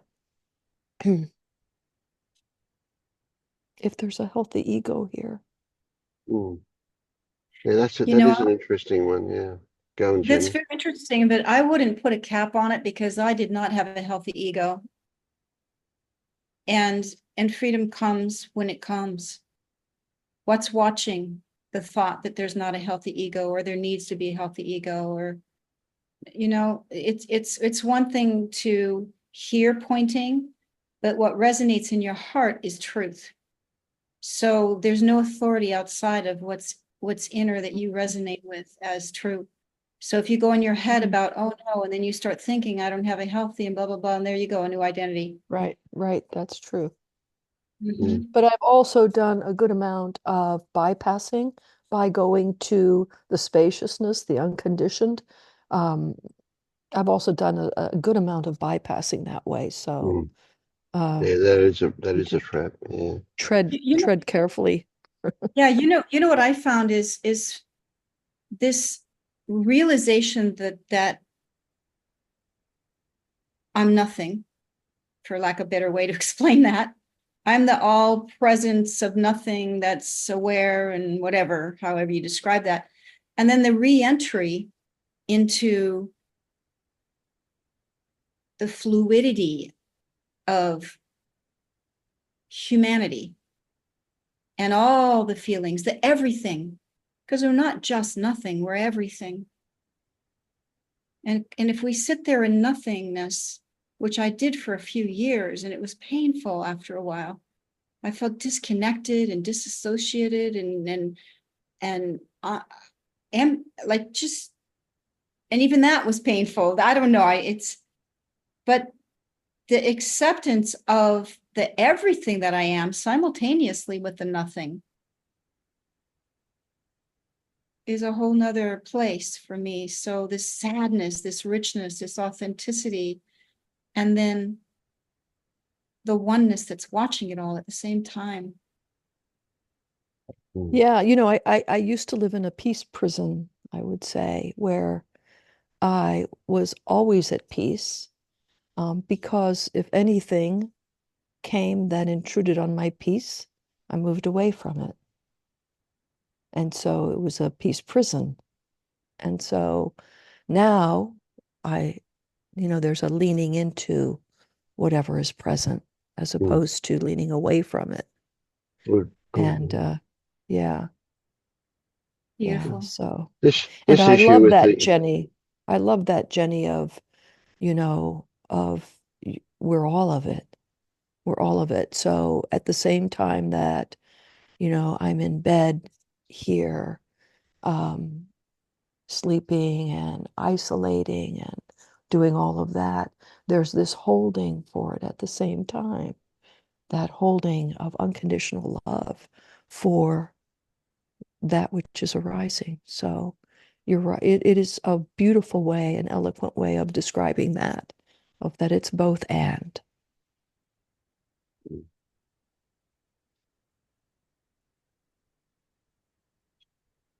You were saying, Vince?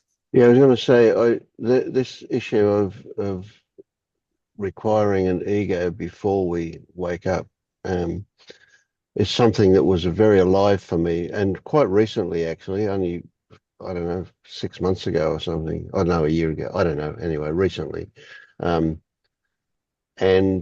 it was a concern because there was two people that I was guiding that where there was the question came up: was there sufficiently strong ego in order to be working with this? But consequently, I investigated that a bit in with my thoughts. And looked at it anyway. And in the end, I came to the conclusion that ego is such a crazy word because everybody has a different definition of it and so on. Really, what it's about is: do we have identity? Is there identification there? If there is identification there, then we're right for this stuff. And I don't know anybody that doesn't. So both those people, they did have sufficient ego because they did have identification. And so it wasn't. So what we're really talking about is a pathological state where somebody is on the edge, if you like, of requiring psychiatric assistance kind of thing. And we're really mostly not going to see those people. They might turn up occasionally, but very occasionally. In the 12 years I've been guiding, I haven't really seen anybody like that. So it's not an issue. Yeah, we've all got an ego. Don't worry about that. Great. Great. What comes to me with that too is someone with a very weak attachment to identity or ego, even helping them find awareness, because the identity is no attachment, no ego. Like that's the identity. Yeah. And helping them see that what's aware of you thinking there's nobody there. or whatever, and then guiding to ground back into human experience, because we are all of it, right? And it's just an imbalance of where the awareness is paying attention.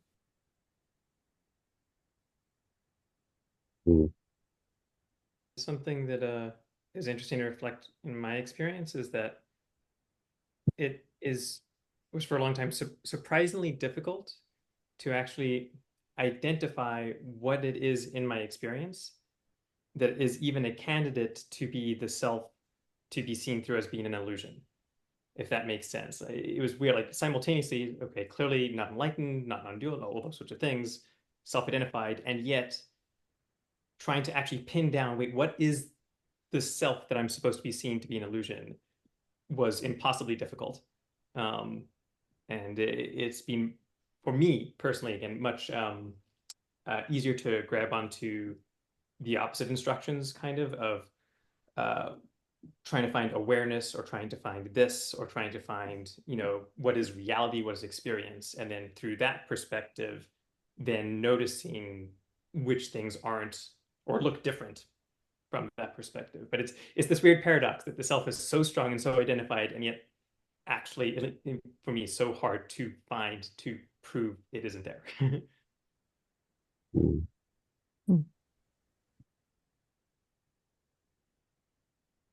Yeah, identity is a funny thing, because you can identify as not identifying. Yeah. And then that's the identity that you play with. And even someone who's maybe like schizophrenic or something, we use these labels to categorize, but what is that other than an identity with not identifying, or multi-identifying, or whatever? It would depend on the individual. But there's no label of diagnosis that locks anyone into anything if you know what you're listening for, and you don't lock them into that diagnosis. Actually, as you're saying that, it occurs to me that this identity of not identifying, I think one framing that maybe captures that, or captures everything, is any description that could be imagined to persist in time, right? Something that describes a person, a system, whatever, but that is presumed to be a real, literal, solid thing that is the same thing through time, as opposed to each new moment, or the experience in this moment being completely new. And I feel like, yeah, that just while you're speaking popped in. Yeah. Irene's example of the peace prison. I love that term, actually, Irene. Thank you. There's a brilliant example of that, So I identify as peace, and therefore anything that comes up, I'll just flip away because it doesn't belong, kind of thing. Yeah, that's a brilliant identity, isn't it? Yeah, it's kind of the one that's there that you don't see. Yeah. And people with maybe multiple personalities. Well, I have multiple personalities, and I identify each one in the moment they're happening. But only there's an awareness of that split. So I think diagnosing people with something actually limits the ability to reach them. Oh, yeah. But professionals have to have a diagnosis, because that's what they treat. They treat the label they've come up with. Yeah. I'm generalizing there, of course, but that may not be always the case. But yeah, often is. Yeah, and we do the same thing. We label a tree, and therefore then we relate to the label, not the tree. Yeah, that's just the way it is.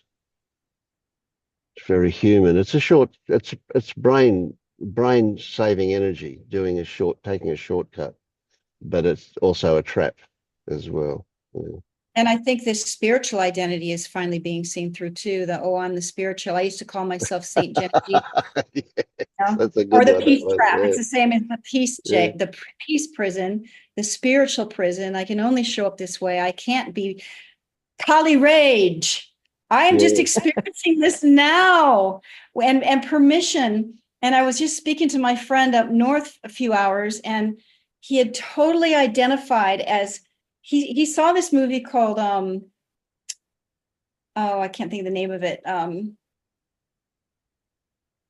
I can't think of the name of it. Anyway, he totally identified as the nice guy and could not be angry, could not see anger. And I'm like, oh my God, I totally get it. I totally get it. That dark side that we're not allowed, that's bad and it's wrong. And and to be able to bring the power of that. Oh my goodness, I've been experiencing so much beautiful anger these past 2 weeks. And I feel the information that's in anger is amazing.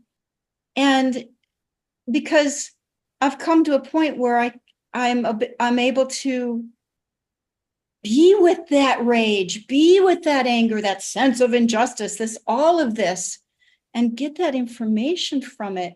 Because before, I was Saint Jenny Jesus. I had no boundaries. It was just the human life was just a train wreck. And now that this information of, oh, wait, I'm mad. Oh, don't let anybody see I'm mad. That's not cool. Oh, wait a minute. And all the programming that goes around that. Oh, wait a minute. Oh, wait. Okay. I get to be seen as mad. And but they're going to do something if they see it. Right. And then deal with all that. And then just be with that and then go, okay, why am I'm mad? Because I'm compromising myself, because I'm lying to myself, and then I'm lying to them. It's just the authenticity that comes from being able to be everything. I'm just discovering this in the past 2 weeks, where what was intellectual concept is now freedom, becoming freedom. And it's just, oh my goodness, I'm just thrilled. Thrilled. And he had this big breakthrough too last night, and I could feel, because I could feel the energy as the mind went, and he goes, oh my God, I have been denying that half. Those aren't the words he used, but I'm like, I know. Oh my God. And the mirror in the world. He's like the mirror in the world for what I'm discovering here too. So beautiful. Permission to be pissed. And for me, Jenny, it's feeling and expressing hurt and sadness. It's like I just don't go there. Well, I created a whole identity of victim because I wasn't allowed to be angry. Yeah. And so I was all about being sad. You could hear about my sadness for hours on end, and projections and accusations and who done it. And it's like, wow. So there is this balance when you allow yourself to be that sadness that you've been avoiding, and then something happens. Be the thing you don't want. It sounds like you make it so inviting for me. It's like, oh God, I know what she's talking about. I love to go toward that. It's like, be careful of what you ask for. But I would, it's like this thing about being alive and being fully alive. And that I got involved with, I discovered Vince through Neil D'Amour's Awakening Curriculum on YouTube. And in the last 6 months, I've really been working on now I just lost my thought. Anyway, letting go of control. So what I'm trying to do now is let go of control. It's like and what's happening is my creativity is coming online like a train, a locomotive. It's like, and it's coming from here. It's coming from source, and the anxiety and the pressure I've been putting on myself all my life, it's like out the window. It's like, and yet I'm still scared to go near vulnerability, the hurt, the sadness. I still find myself just saying, well, we don't have to do that. You know, we can sidestep that, but you make it sound so inviting. It is so inviting, but you also want to respect the nature of it. So go slow because it's terrified. Yeah. So you go, you know, well, it's terrified like it's a thing, but you know, there's a lot of feelings surrounding it that create this identity of I'm not allowed to be sad. And so you enter that sadness so that it can trust. I'm going to talk to it like it's a person because I don't know how else to explain it. You're going to enter it slowly so it can trust that it's safe to be sad. So you're going to be sad around safe people. You're going to be sad when it's safe for you and the amount that you can be with it while it builds on itself. And then when it lets go, you're not drowning in it. And if you are drowning in it, you know, you'll get tumbled for a bit and pop back out. It's like it's a slow build. You know, yeah, and sometimes it's messy. Like I'm watching myself be like sarcastic to my boss, and I'm like, oh, and they'll come home and feel shame. And I'll go, oh, wow, that was my passion. Okay, we'll fine tune it a little bit, but dang, it's coming out. Yeah, so it's waking up. And so be gentle with it. And notice when you go to shut it down out of, oh, what did I just do? Oh, wait, what watches that? Yeah, trying to shut it back down. Yeah. And actually, that was one of the things when I decided last night, I thought I need to reshoot the older brother. And I thought, oh, wow, in the past, I wouldn't have admitted that. I would have thought, oh, I shouldn't have made that mistake, or I should have caught it. And in the middle of the night this morning, it was like, well, I need what I need. And if I made a mistake, then I made a mistake. And that's okay. Like that, it's okay that I wasn't perfect. I didn't get the perfect reference. Okay. So I asked, and he said, yes, we can do it tomorrow morning. Yeah. So, be okay with our messiness. We're children playing again. And so be okay with that messiness, because who shames us but us? You know, from the programming that, you know, taught us to do that. But still, it's like, oh my goodness, that was a little messy, that sarcasm. Okay, wow, I was really frustrated. I was really angry.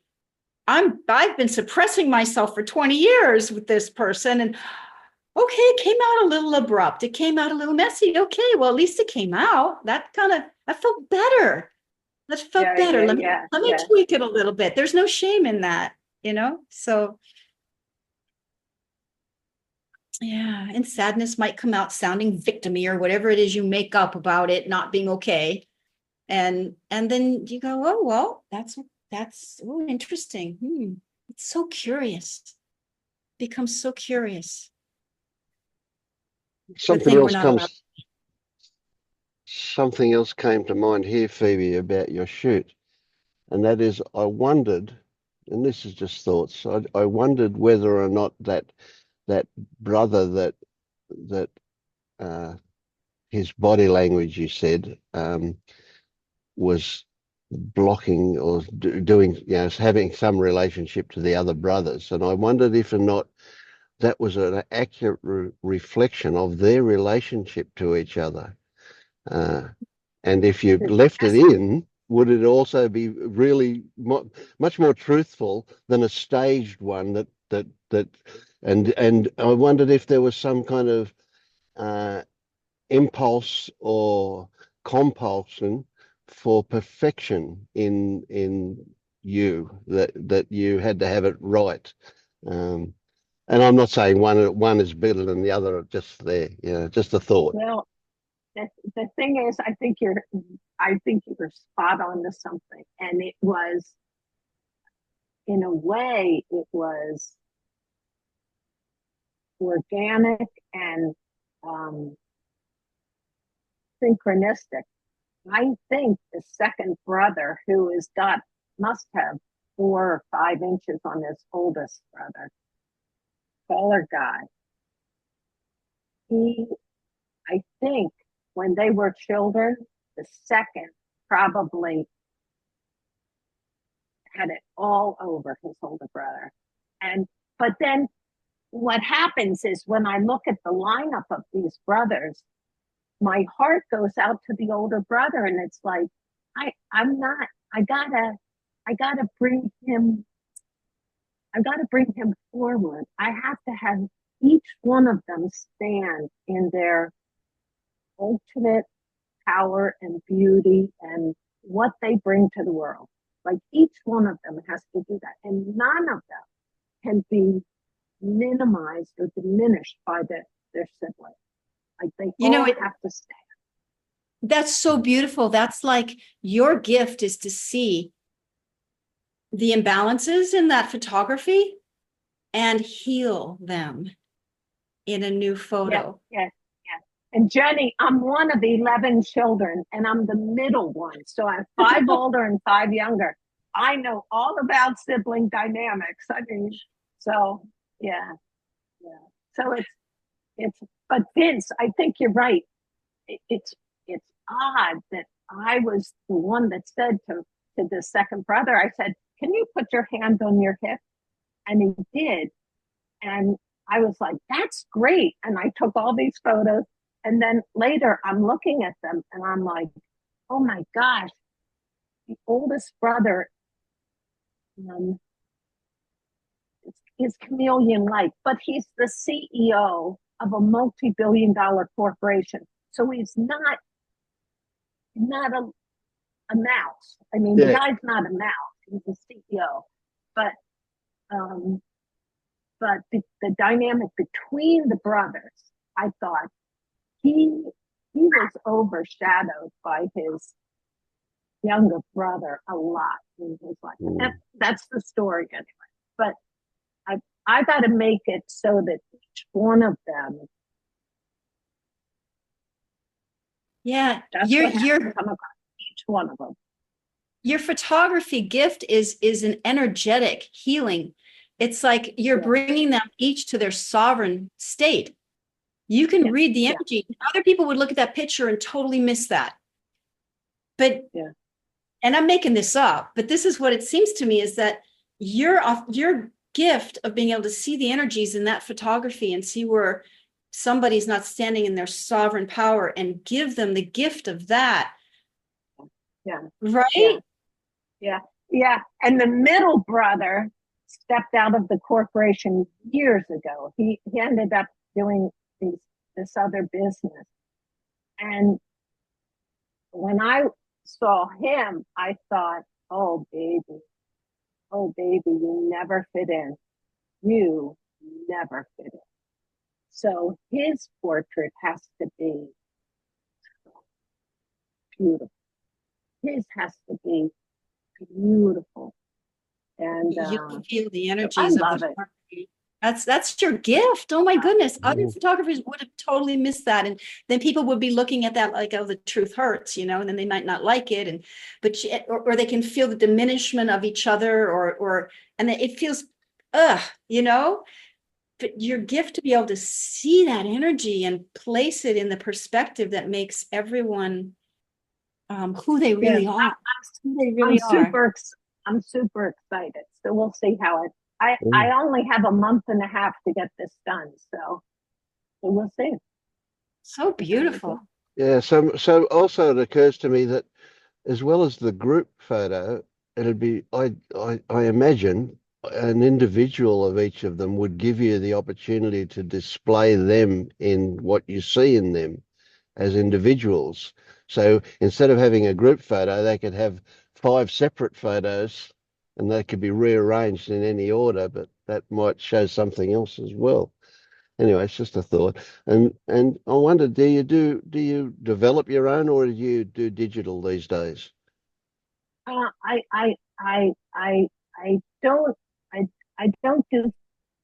do photography for reference only. Okay. I do the photography. but this is what I do. Oh, okay. Yeah, gotcha. I do pencil drawings of Yes. Yeah. whatever. Wow. So I'll show you guys when I get it done. I'll show you Yeah. what I Yeah. yeah. So I'm excited for you too. I'm really excited. I think it sounds great. Me Yeah. too.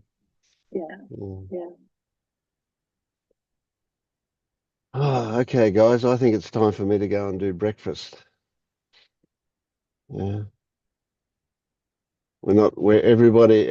Yeah. I haven't asked you, Jana. You want to have a yap? No. Okay. Saying bye to go to. Yeah, all right. Yeah. I love you guys. This has been great. As usual. It's always great. I'm amazed that it's always great. I must have, I think I've probably posted about over 100 videos on YouTube, and there's not one of them that hasn't been great. Not one.